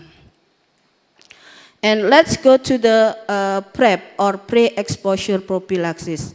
PrEP is new method for HIV prevention by taking combination of 2 ERT, usually tenofovir and emtricitabine daily or immediately before engaging in HIV risky sexual behavior. And PrEP is recommended by WHO since 2012 for serodiscordant couple, and it's expanded in 2015 for injection drug user and men who have sex with men. PrEP often marketed in a single pill as Truvada and Descovy. Truvada is the first generation that intended for all adult population, and Descovy is the newer generation that intended for men cisgender. And PrEP could reduce risk of HIV up to 99% if taken as prescribed, and it targeted population with substantial risk, does not aim to replace other methods of HIV prevention, and can increase coverage of HIV-related health service. And beyond of oral daily of PrEP, there are also other products for HIV prevention that based on biomedical. But as we can see, most of them still under testing or under research, so it hasn't published yet. And for the effectiveness of PrEP is already proved by a study in Kenya and Lesotho that PrEP can reduce HIV among women by 76% and can reduce HIV incident among men by 47%. And PrEP uptake also still has a major gap because for the target in 2020, from 3 million PrEP user target, it only taken by 28% user. And the new target of PrEP in 2025, it increased by 10 million. And PrEP is not for everyone. I think that it needs requirement for someone who will use a PrEP. And the eligibility for PrEP user is they should have HIV negative status, no suspicion of acute HIV infection, and they have substantial risk of HIV infection, such as multiple sex partner, often condom-less sex anal, history of STIs in last 3 months, have HIV positive partner who are unsuppressed. And they also have no contraindication to PrEP medicine and have willingness to use PrEP as prescribed and including periodic HIV testing. And PrEP in Indonesia is still in pilot study since 2021. It only available in 60 health facilities in 21 districts, especially in Java and Bali. And it will be expanded and available in 75 districts in 2024, and also aim to be a national policy by 2024. And this is the flow chart how to get PrEP during this pilot study.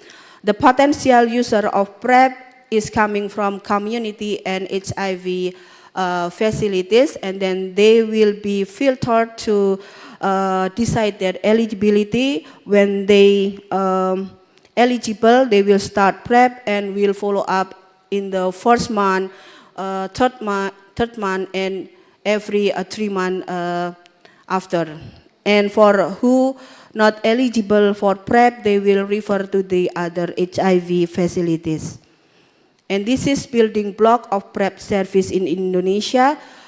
It has 3 phases, pra-PrEP, and then initiation and continuation. That for pra-PrEP, it's mostly conducted in community. PrEP initiation and continuation mostly conducted in health facilities. And this is the PrEP regimen that used during the pilot study in Indonesia. It has the same for men who have sex with men and transgender, and for non-MSM and transgender. For MSM and transgender, it have 2 forms. For the daily use and event-driven use. For the daily use, the first dose is 2 pills in between 2 and 24 hours before sexual intercourse, and 1 pill a day at the same time as the first dose. And if they want to stop, they have to take 1 pill a day for at least 2 days after the last sexual intercourse.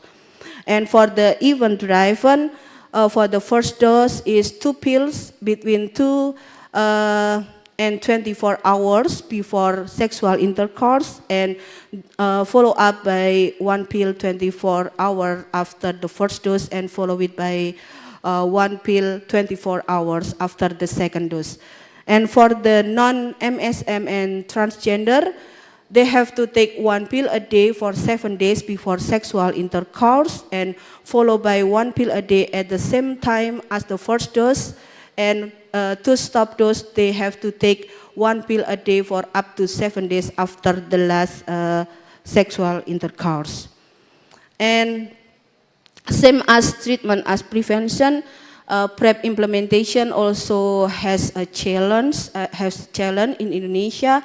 The first challenge is the perception about ERT for prevention versus ERT for treatment, because many potential users of PrEP say that why I have to take ERT since I don't give it since I don't have HIV at all. And then PrEP implementation is still limited because youth or adolescent not eligible yet, the site is still limited, and the integration with the other prevention program also still limited implemented. And the differentiated service delivery and partner notification in PrEP also still implement very little, and stigma toward PrEP exists because some people associate PrEP program with a gay group, and the other challenge is about knowledge, attitude, and practice toward PrEP, because study related KAP or knowledge, attitude, and practice toward PrEP usually conducted in a developed countries with high income that resulted in MSM adherence to PrEP is good. And in Indonesia, since it's still in a pilot study, the study related knowledge, attitude, and practice is still limited. I found two in Bali in 2017 to 2018.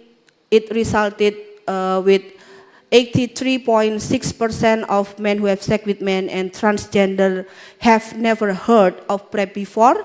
And in Jakarta in 2017, MSM and transgender knowledge related PrEP still varies from not knowing at all to comprehensively knowing. And in Yogyakarta,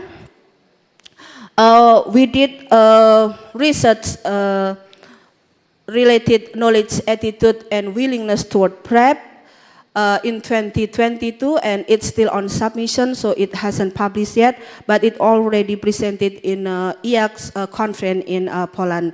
And we could see that most of our sample have poor knowledge and negative attitude toward PrEP, and more than 90% of them said that they never used PrEP before, but they have high willingness to try PrEP if it's free of charge.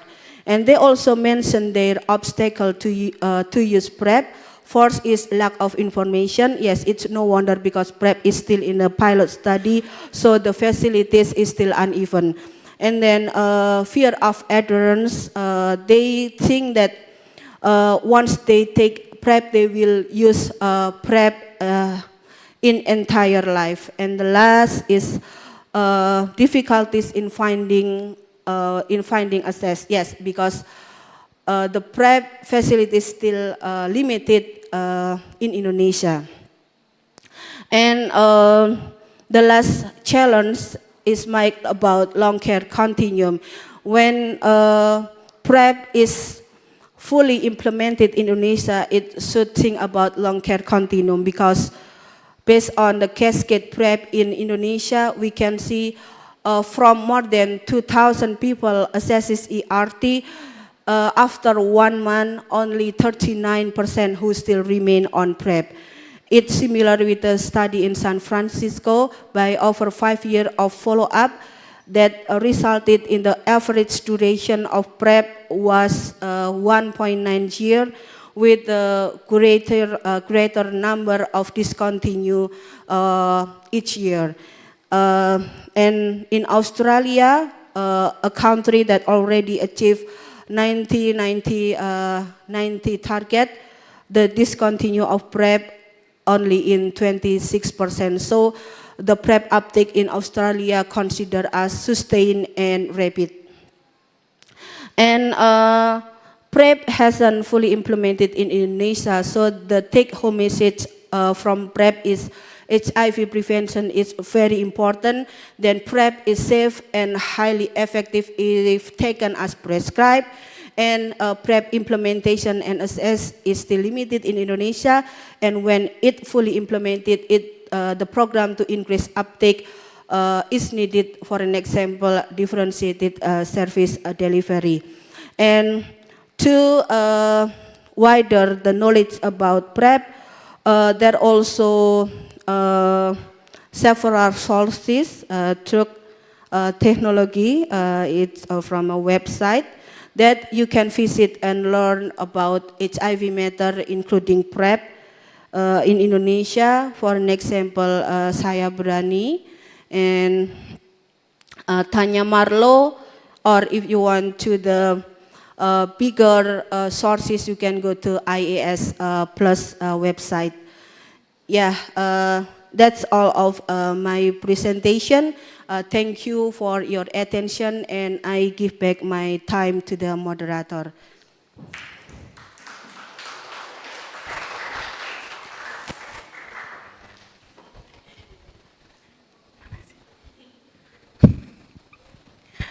Okay.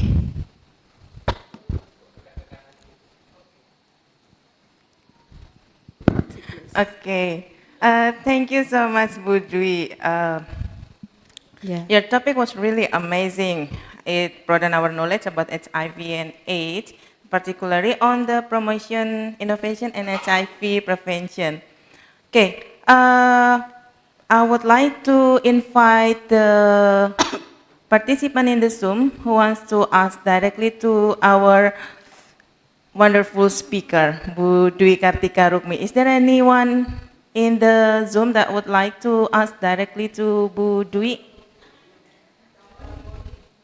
Oh, okay. Dr. Simbansi going to ask directly to Bu Dwi. Okay.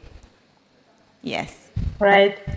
Thank you so much. Dwi, thank you for this insightful presentation. I'm really interested in knowing what the country is doing. I think what you've presented is basically very important in terms of the HIV program in the country. So tackling HIV-related issues is a social endeavor. It's very difficult, especially the stigma one. So I can see that there is a lot of stigma that is going on that is actually preventing people from actually accessing HIV-related services, including, PrEP, HIV testing, treatment. That is the reason why the country maybe is having, this low viral suppression issue. So maybe you would have an idea of the strategies that, the country can actually, do or undertake to deal with stigma, because basically that is what is leading the population to actually be classified as lost to follow up, because most people are just afraid of being seen that they are taking HIV-related medicines. How best can the country do it? Because really we do not want to see our population still dying from HIV-related diseases. So thank you. That was an insightful presentation. That is basically my question. Okay, Bonnie, the stigma one is, I think that is a global challenge, right? And in Indonesia, there are so many programs to decrease the stigma through the program education, and then differentiated service delivery, counseling, etc. But still, the last to follow up cases or someone who discontinue the PrEP still high. And yes, I think it should start from ourselves, or from ourselves as an educator and as a health worker, to deepen our knowledge about HIV. So at least we can start to decrease stigma from ourselves first, then we can spread our knowledge in decreasing stigma toward the other people, even to the people living with HIV. I think that's the best practice that we can do to decrease the stigma. Okay, thank you for the answer, Bu Dwi. Hopefully it answer your question, Dr. Simbansi. Okay. Yes, thank you so much, Dwi. Yeah, see you, Bonnie. Okay, I would like to see whether we have a question in the chat room or not. Okay, they're all really amazed with your presentation, Bu Dwi, actually. Thank you so much, Bu Dwi. Okay, let me sum up your presentation today.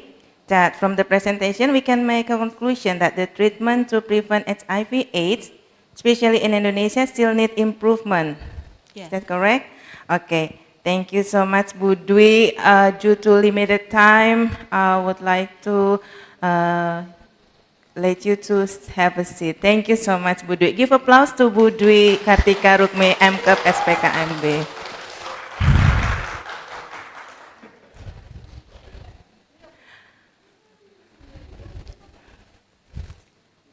Okay, now, last but not least, we have our third speaker, Dr. Parichat Wonggom. Okay, I can see from in the Zoom that Dr. Parichat Wonggom already joined with us. So Dr. Parichat Wonggom will present technology usage in clinical setting. Okay. Hello, Dr. Wonggom. How are you? Good morning, everyone. I'm good, thank you. Okay, that's good. Okay, now I would like to read your curriculum vitae first. Okay.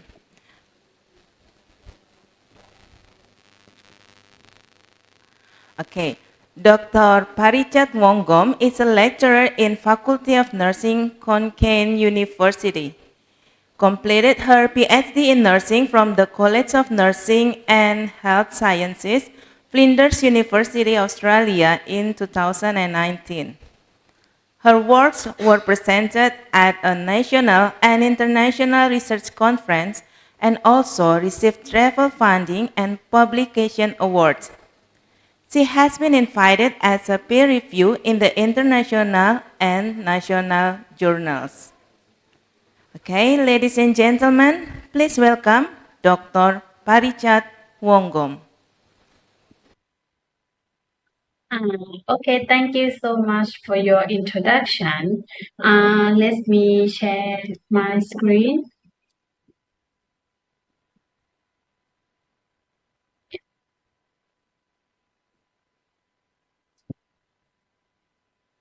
Okay. My topic is today is implementing healthcare information system in clinical setting. At the first part, my information is quite similar to Dr. Bonnie. I will give some summary a little bit in the introduction, and then I will share my um, applying digital health information in clinical setting in Thailand. Just some information. I would like to ask you some information or discussion after my presentation. Okay, as we can see in the digital health in the new era from the COVID disruption that will affect on our health profession, in our patient, in nursing education as well. This is my outline for today. It consists of 5 topics. The first one is digital transformation. I'm going to talk about what is digital health and what is digital transformation in healthcare. And the second one is overview of current and future smart devices or smart hospital for the healthcare situation. The third one should be technology-enabled change initiative in healthcare situation. The fourth one, benefits and risks of digital health technology that we are facing and the challenges that we are to need to solve the problem during we use the technology. The last one is integrating digital health technology into healthcare practice. It's a lesson learned from Thailand. Just a little bit.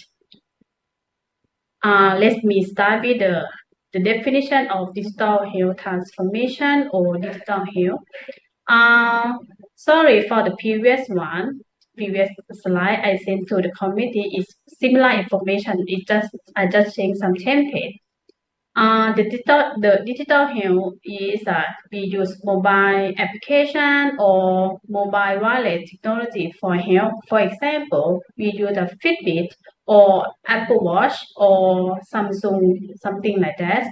Or we use the use of information to communicate technology to support the healthcare or healthcare related field. For example, we use some AI technology to analyze or diagnose the health problem in radiology. And the field of knowledge and practice associated with development or use technology to improve health. For example, after I complete my PhD, I did one research in digital health. I developed application for teaching patients who undergoing colonoscopy by using mobile application. And another definition is an ongoing process that can create opportunity to the health sector. That's mean we can use, for example, telehealth or telemedicine or e-health. Another benefit is due to change the industry. For example, they will have some application for monitoring health situation. This is the definition of digital health transformation. As we can see from this figure, the kind of digital health we can divide it into sections, 4 sections. Sorry, the first one. Please accept my apology for the typo. The first one is e-health. E-health is we use ICT for health, for better healthcare, for better life. In the telehealth or telemedicine, it's like we have a teleconsultation with the doctor in a rural or urban area, something like that. Or in the during COVID-19, we have to do social isolation. For the digital health innovation, we will include artificial intelligence, big data, and Internet of Things or robotics. This is very important in our health situation now. The last one is mHealth. We use mobile health. It's very famous now. We use mobile health application, health monitoring. For example, we can do it in monitoring blood pressure or monitoring weight or count some calorie or record blood sugar level in chronic disease in diabetes patient. We can use mHealth. And then we can apply mHealth into telehealth to consult the patient and doctor when we have the problem. The next one, as this figure, we can see the current global digital health in the country as we rating from the least mature to the most mature. As we can see, we have 5 phases. Most of in the country is in the phase 3, including in Indonesia as well. For the Southeast Asia, Thailand is phase 4. That means that as now we are going to develop or implementation the digital health into practice. Digital health transformation is become in our daily life. For example, when you wake up, you look at Apple Watch to see how is the quality of your sleeping last night, and you can see some mobile application to record your calorie intake or to book appointment with the doctor. And some patients will now a broader range and more mindfulness to healthcare choice or experience in the healthcare. For example, they don't want to come to hospital. They just ring a phone and tell, I have some problems, blah, blah, blah. I have high blood pressure. I can't control. I feel dizzy. And the doctor will give some suggestion. What should they do? And another thing, if they want to have in Thailand, we have like a long queue to see a doctor. As one day, we have to book an appointment at that time. For example, they have 9:30 to see a doctor, and at that time, they don't need to wait for a half a day or 6 hours to see a doctor. And that means that technology will here to save the time. For the digital transformation, they can improve personal or healthcare provider. For example, we can use for the training, some skill, some information, some to save the time, to improve competency of healthcare provider. If we are going to talk about digital health, it should include changes related to the internet. That means internet will take part in our all activity. For example, in our hospital, we have like a line application to consult the doctor or to report the patient information. That means it is a real-time information that we can give some medication or to solve the patient problem at that time. And digital health technology. And another one is in relation to new therapy. For example, in the radiologist or radiology, we use some like an AI to interpret the information or the result. And we can use telepharmacy to give some prescribe or induct information. This is the best practice for better health management procedure. And sometimes we have some limitation as well. Improve patient well-being and reduce cost of the service. This is, in my opinion, this is the most important thing why we have to use the digital health in our healthcare service. Because sometimes some patient has some limitation. They don't have money to go to hospital. It is the real thing in my country.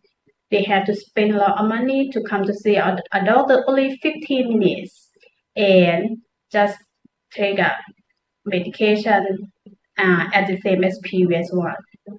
And the new way to train the patient, to train the people, as I mentioned before. As you can see in this picture, for the current and the future smart hospital, how if technology involved in our hospital or healthcare or in nursing care. As we can see, we use robot, 5G remote control, or we can use artificial intelligence or VR in medical learning and training to prepare physician or nurse to take care patient. For example, in the new staff, physician and nurse, they are not ready to take care of patient. They need to improve skill, especially in the intensive care unit or special units. We can use in a teleconsultation, manage the bed, hospital bed here, and we can use the platform. And as we can see in the presently, surgery assistant robot can help in the surgeon in the operating room as well. That's why in our hospital we are developing smart hospital to save everything in our hospital and increase quality of care. As I mentioned here, what should include in the smart hospital or future smart devices? It should be telemedicine or virtual care. Wearable technology, I think everyone involved this one.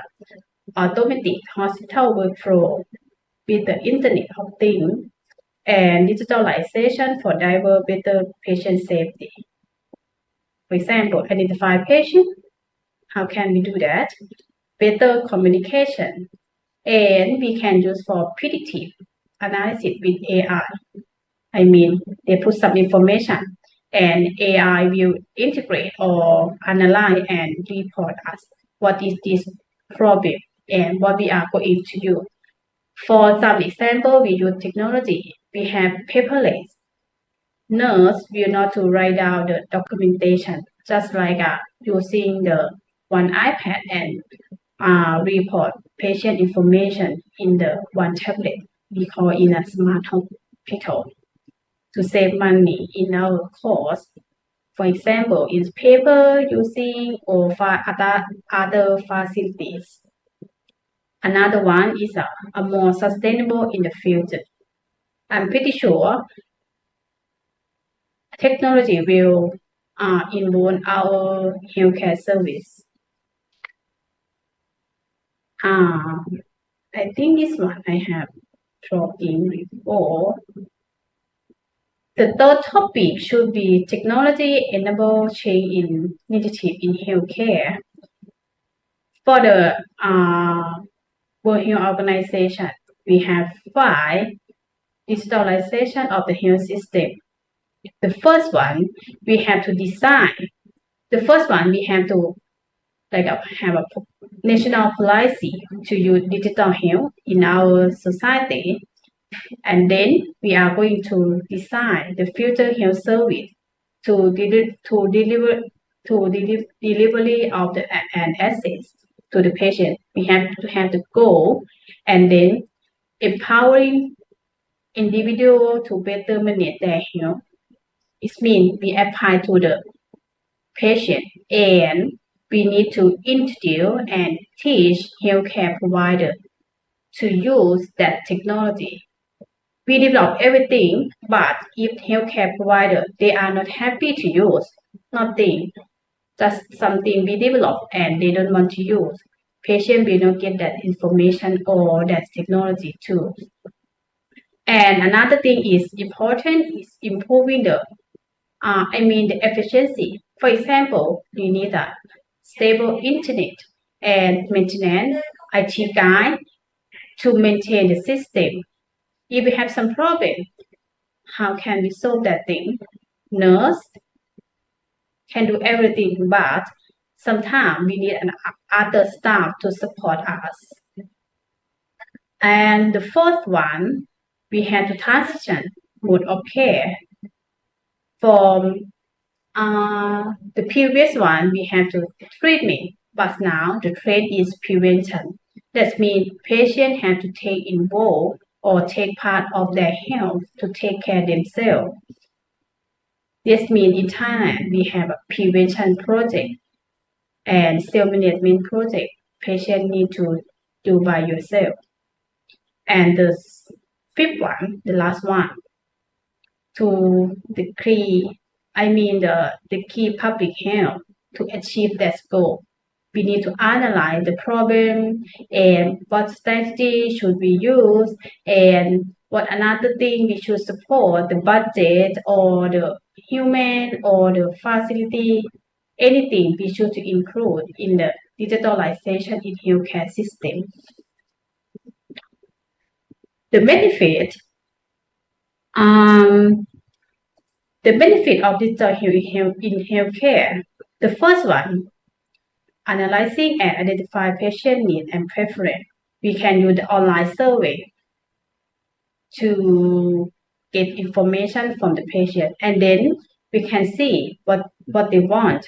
And in my experience, if we want to develop some application, we need to ask them what they want.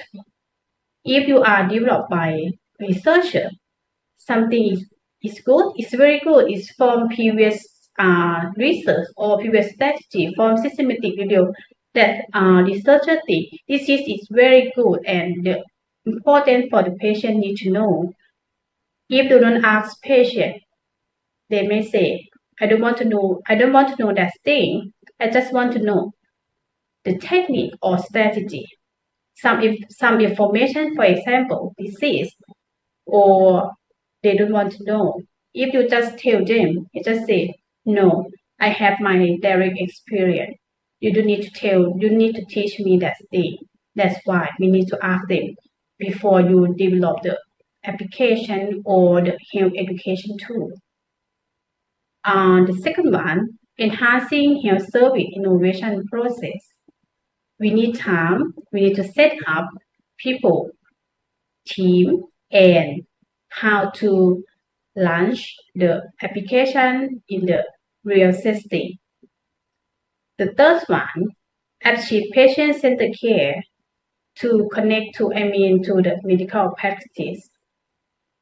We have a lot of application in the iOS platform or Android system, but some application might not work.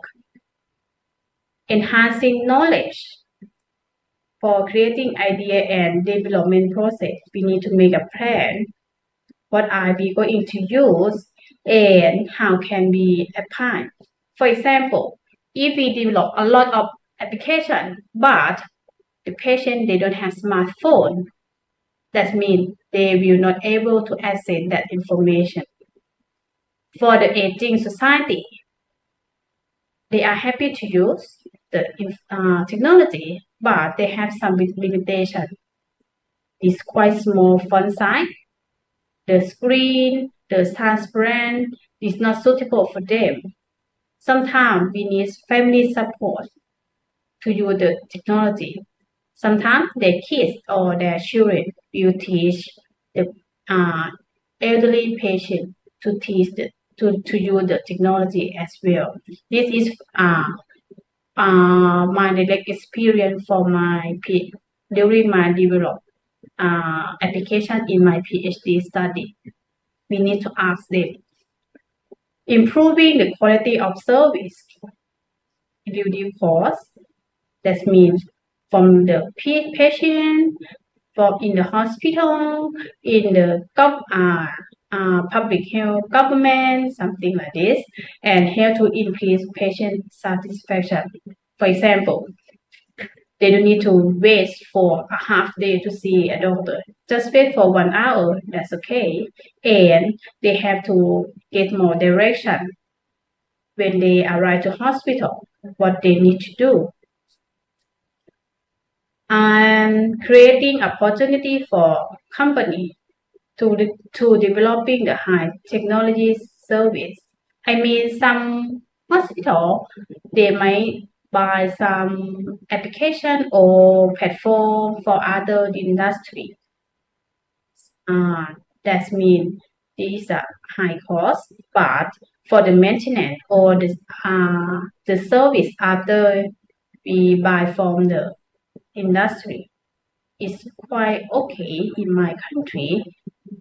As we change now, for the pharmacy, previous one we use some healthcare provider to get medication from the pharmacy room, and then now we have some people like a logistic system to cover everything during product to spread the drug into every ward in our hospital to save time, to save money, and we have like a can monitoring the system.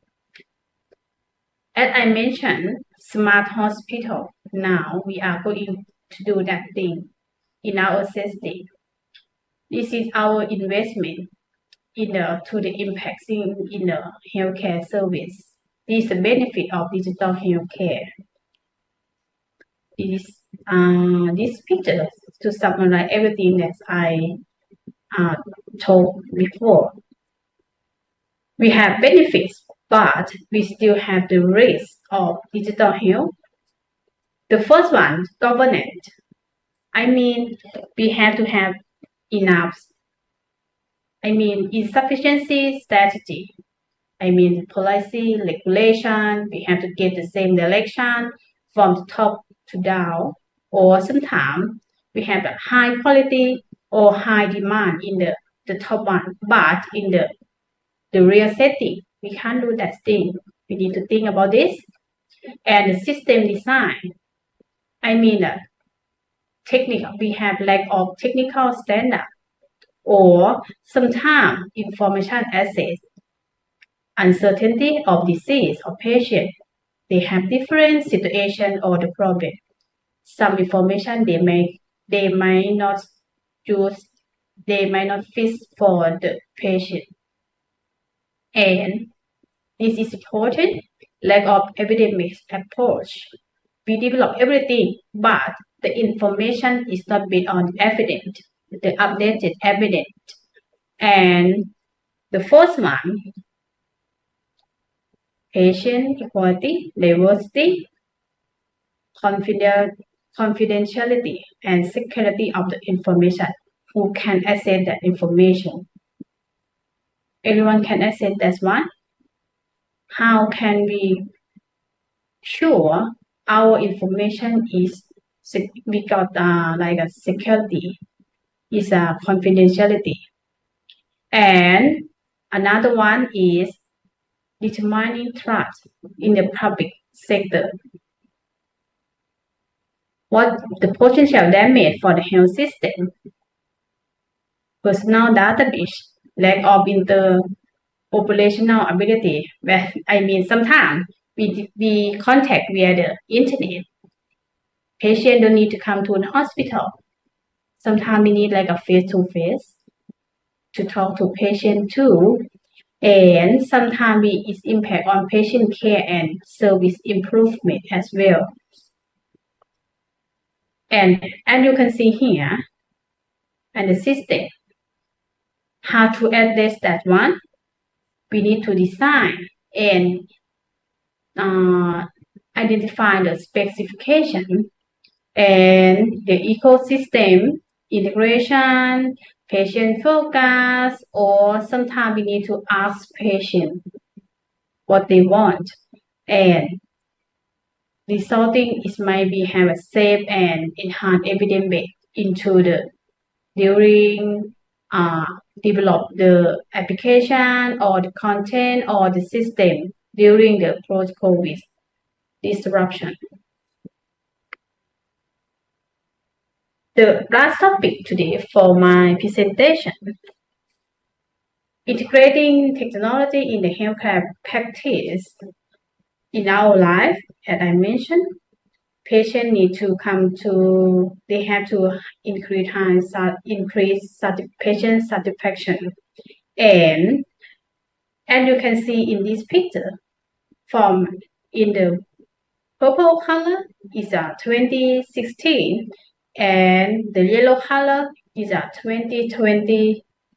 And we can see the previous one, we use a medical record, healthcare, education, and information system. But now, the technology involved in our service, for example, we use the digitalization, qualitative analysis, and e-health literacy, digital literacy. As we can see, this word is quite involved in our service.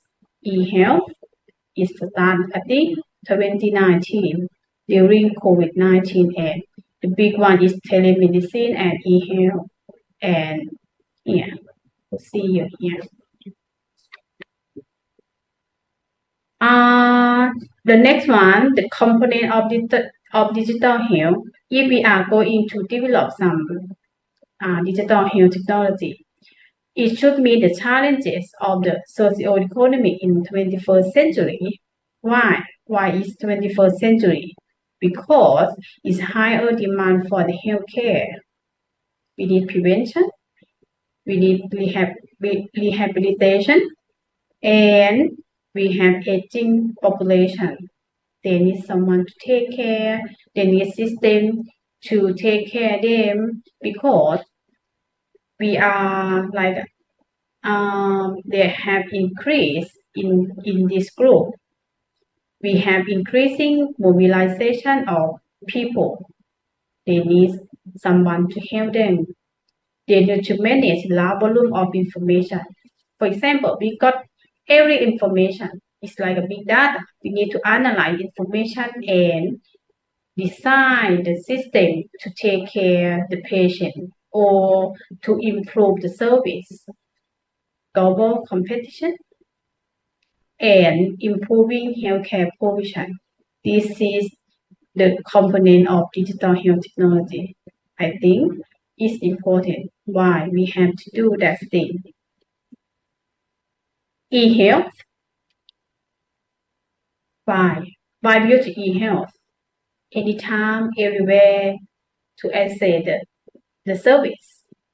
We can use follow-up and give some intervention, patient education, comprehensive care, complexity care, or self-care, or sometimes we can use social support as well.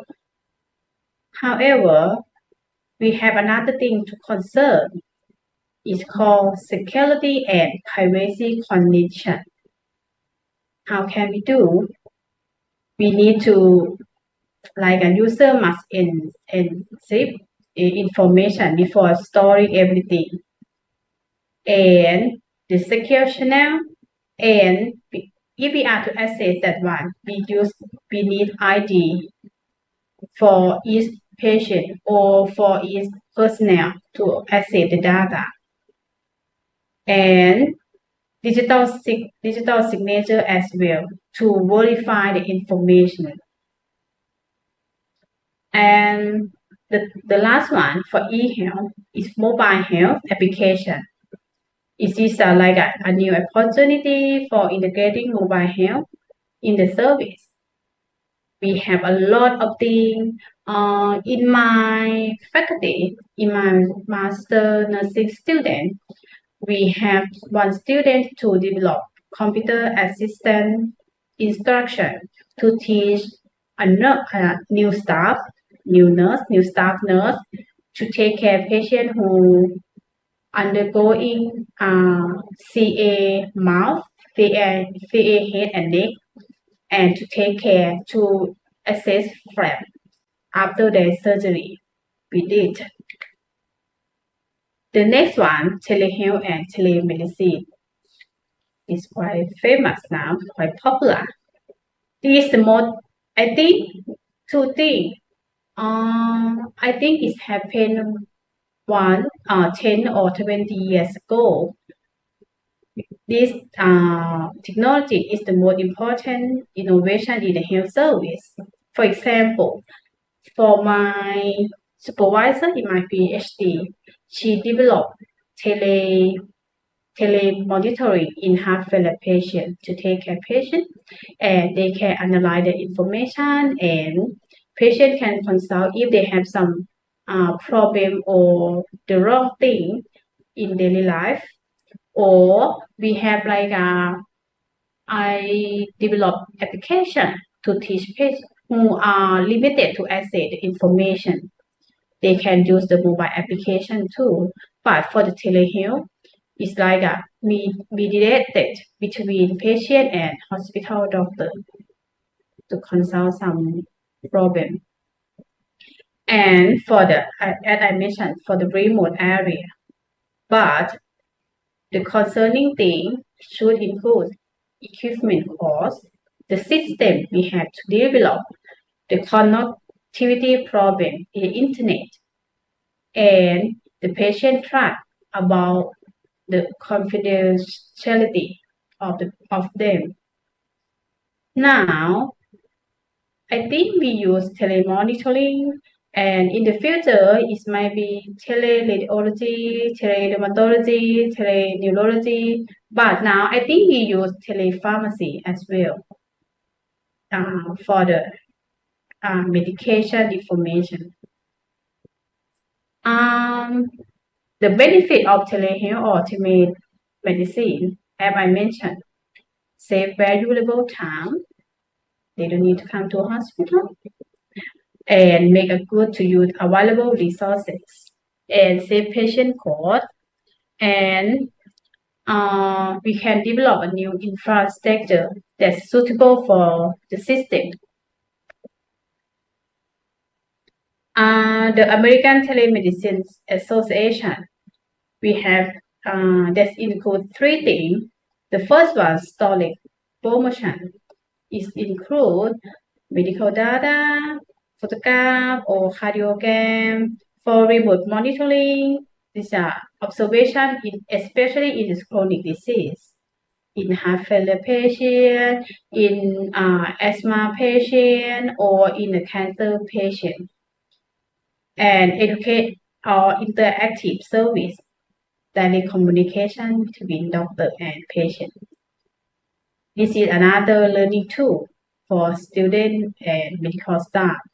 However, another issue we need to concern, sometimes not everyone happy to use technology. How can we empower, or how can we promote them to use that information? Money or budget is a cost effectiveness or not to use the telemedicine or telehealth. The legal issue, the complex system information, software or hardware failure. Sometimes we use hospital objective to put everything in the system. Sometimes it's a failure. We can't access that information. We need to have another system to support that. in Thailand, we have like a Ministry of Public Health. We are going to apply digital health strategy in our health service. As you can see in this figure, it is an essential process to implement digital health that I said, national priority health, the policy to set up the digital health strategy, and then to use and identify the investment roadmap and enterprise architecture, and develop the application with the intervention and use in the system. However, this is some information. As we can see, e-health strategy building block, it should include governance, investment, it means money, policy, compliance, workforce who are going to use, infrastructure, this is ready or not, and standard, protocol, and service and application. This figure, this bar graph show that in the 2019, we found that 90% of admitted patients, they said that for the COVID-19 disruption is effect on the industry. As you can see in this bar graph, 100% life science and healthcare industry is a moderate impact of digital disruption here. That means we get impact from the disruption during COVID-19 or the health problem. For the future feature of digital patient and digital physician in Thailand, we have two paths for the patient and medical professional. We are going to develop, but I think some parts they are developed now. The first one for the patient, for the electronic, they use the technology they use to manage their health, and they use to access their own information. We need to empower them to use and taking part of their health. That means they have to take responsibility to manage and make a decision sometime, but they are going to come to a hospital or not, or just come to see in the primary healthcare service or manage by themselves. And we have to export technology in their health management.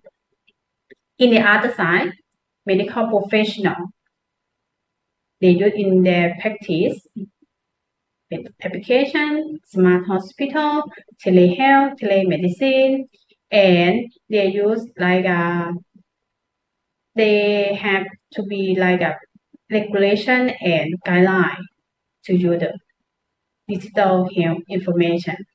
We need to empowerment them to use. And the last one, I don't think we can be an expert in technology in the whole process of health system. The core concept of ecosystem that we use in Thailand, I give some the whole picture. I will not give some example in some setting. In the whole picture, and you can see here, it is the point of care of ecosystem. We divided into intra-hospital and inter-hospital. As you can see, ambulatory care and self-care, professional care, and pre-hospital care. We develop some system, and the self-care for the patient and professional care. We develop the survey and community health activity. These are extra hospital service. But in Thailand, we divided the hospital service into three parts. The first one is primary care. It's like a community. The second one is a secondary care, and the third one is the tertiary care. It means the university hospital or the provincial hospital, something like that. For the primary hospital, we send, I will give some example. We have a patient have a high heart attack. They need to do some percutaneous coronary intervention because primary care and secondary care, they don't have that facility. We need to transfer patient from the primary and secondary care or hospital to the tertiary care. How can we use technology? We use line application to send some information. For example, EKG monitoring, medical record, or patient information to the tertiary hospital to know that information and prepare the facility for the patient. We use line application as well. And we in the tertiary care hospital, we use some in my students, they are developing some clinical nursing practice guideline via web application to transfer patient between inter hospital transportation transfer. That means we have some information, what they have a problem, what we are going to do, tick, tick, tick. Only one page, that's finished. We don't need to call them, just alert and then click, click, click. Then the patient come to the EMS service and then they go to the ward to pick up patient to do the CT scan or to do the gastrocolonoscopy or to do the MRI. For the MOH ecosystem service, as we can see, it's quite a lot of activity here. We start from the primary on-cloud service information, healthcare service, everyone can access by using their ID, and up queue to refer patient here from primary or secondary hospital to the tertiary hospital to reduce the base usage. And then we use for the pharmacy management or medication management. And then we develop some the big data information to analyze and planning the system. We can use the information, for example, biometric, how to identify the patient and healthcare, and the last and the ninth here, the healthcare core system architecture. We design the gateway in every hospital, in every level, primary level, secondary level, and tertiary level here. And sometimes we have a primary, secondary level here. We call the brother and father, something like this.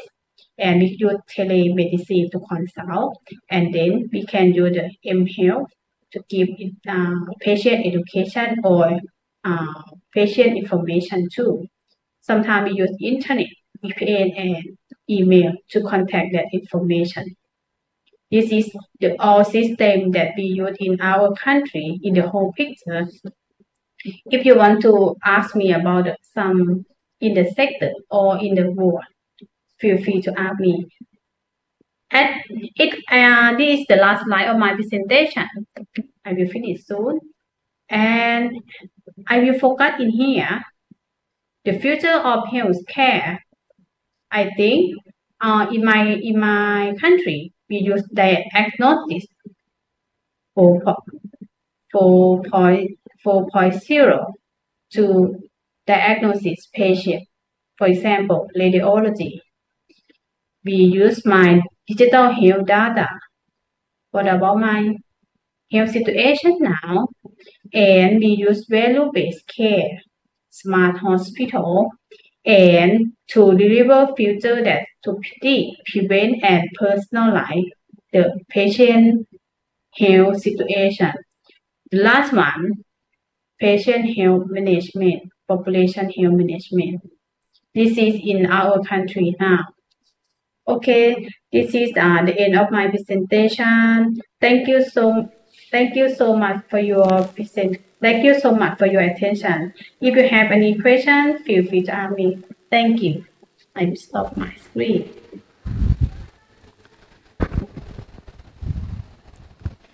Okay, thank you for delivering such a wonderful topic, Dr. Wonggom. It was very useful to hear that explained. Okay, now I'm going to check in the Zoom whether there is a question or not. Let me check. Okay, there is one question from Rizky Wahyu Hidayati. First question, could you tell us about the policy of Thailand technology in healthcare? And the second question is how to reduce the barriers of healthcare technology in Thailand. Thank you for your question. For the first question, the government have launched the policy is Thailand 4.0 in the health system.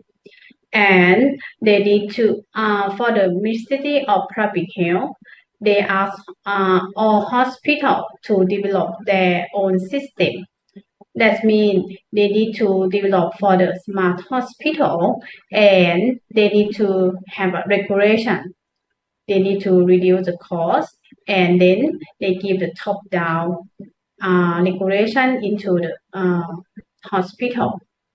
And another thing for the policy in the healthcare technology, we invest money or give some money for the researcher to develop digital health information and then apply that thing into the real situation. I mean, they need to use in the hospital to test that innovation.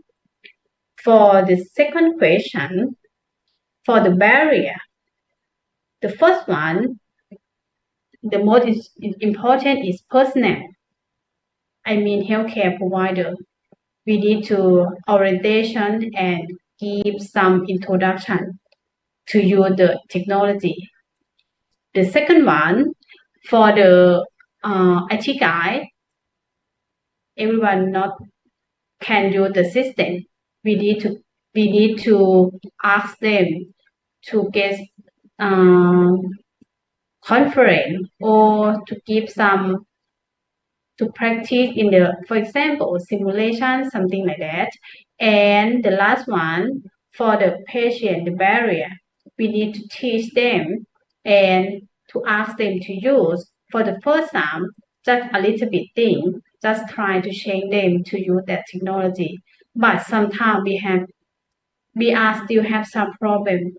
As I learned from to do my research, for the technology, they are happy to use, but they don't have facility. Sometimes we need to provide it to them.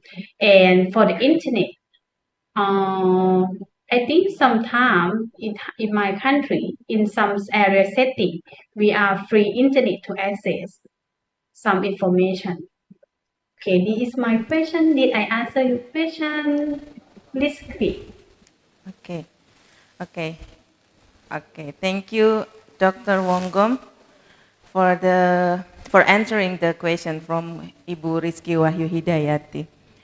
Okay, due to limited time, I guess that's all the question. But due to limited time, I think that it's all for the question. Thank you so much, Dr. Wonggom. Yeah. I hope you have a great day. Okay. Thank you for our 3 speakers. That was really insightful. But before we end our session, I can see that there are our 3 speakers. Oh, okay. Actually, I've got a note from the committee that there is another one question from Sobur Setiaman. Okay, there is one in the chat room. He asks, how to deal if there break of confidentiality due to implementation of digital information healthcare. As per know, when digital technology started, then leaked the information to the public that cannot protect the privacy of the patient. That is interesting question. That is the good point, because my students, they are facing with, they submit some information in the ethics committee. They ask us, how can you prevent or how can you protect privacy of the patient information? The first thing, if you, I think, no, not I think, in our regulation, they need the identification information of each healthcare of each person to access that information. For example, I am a lecturer at Faculty of Nursing. If I supervise my hospital, in the hospital, I will not able to access the health objective or patient information, because I am not a staff at the Faculty of Medicine or in the hospital. That is the first thing. The second one, we need to set the regulation who are going to access that thing. And for the computer, we need to lock the number or to set the password to access that information. This is our regulation in our country. Okay. Thank you so much, Dr. Wonggom. Hopefully it answered the question about the confidentiality data. Okay. Thank you for our three speakers, Dr. Boni Siles, Ibu Dwi Kartika Rukmi, and also Dr. Paricat Wonggom. That was really insightful. But before we end our session today, the committee also give note for me. It's time for us to take a picture again. Okay, maybe your smile isn't, our smile isn't as good as the committee expected. Would you like to, for the participant, would you like to open the camera and give the best smile? Otherwise, there will be another photo session. Okay, are you ready? Okay. Okay, the committee will take a picture and just give the best smile, and then after that the committee will give a sign to me, and then after that I'm going to give a sign that you can stop to smile then. Okay, just give your best smile. Don't forget to open the cam. Okay. Okay. Give the best smile that you have. Okay. Okay, the committee already give a sign that they already take a picture of us. So our smile, is it enough, committee? Okay. They said that our smile already good enough. Thank you for all the participants, ladies and gentlemen. That's the end of our session with three wonderful speakers. I hope that this event increase our knowledge and also bring many advantages to us. As a moderator, I sincerely apologize if there are any shortcomings. But before end this session, let me quote quotation from Mother Teresa. Life is an opportunity. Benefit from it. Life is beauty. Admire it. Life is a dream. Realize it. I am Suci. Thank you so much. I'll hand it over to Wahyu Rahma as the Master of Ceremony. Thank you.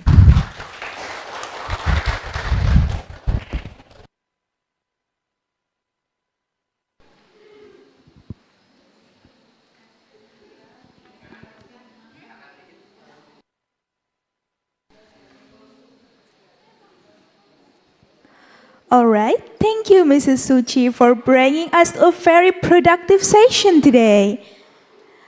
Ladies and gentlemen, here back with me. Now, I would like to read some announcement for all the participants in Zoom meeting. First, now you need to fulfill the presence form for the webinar session in day 2. The link of presence form can be viewed at Zoom chat. The committee will share the link. And the second, for the oral presenter, please join directly to the breakout room at 1 p.m. Right now, we are going to take a break, pray, and lunch. So, see you later.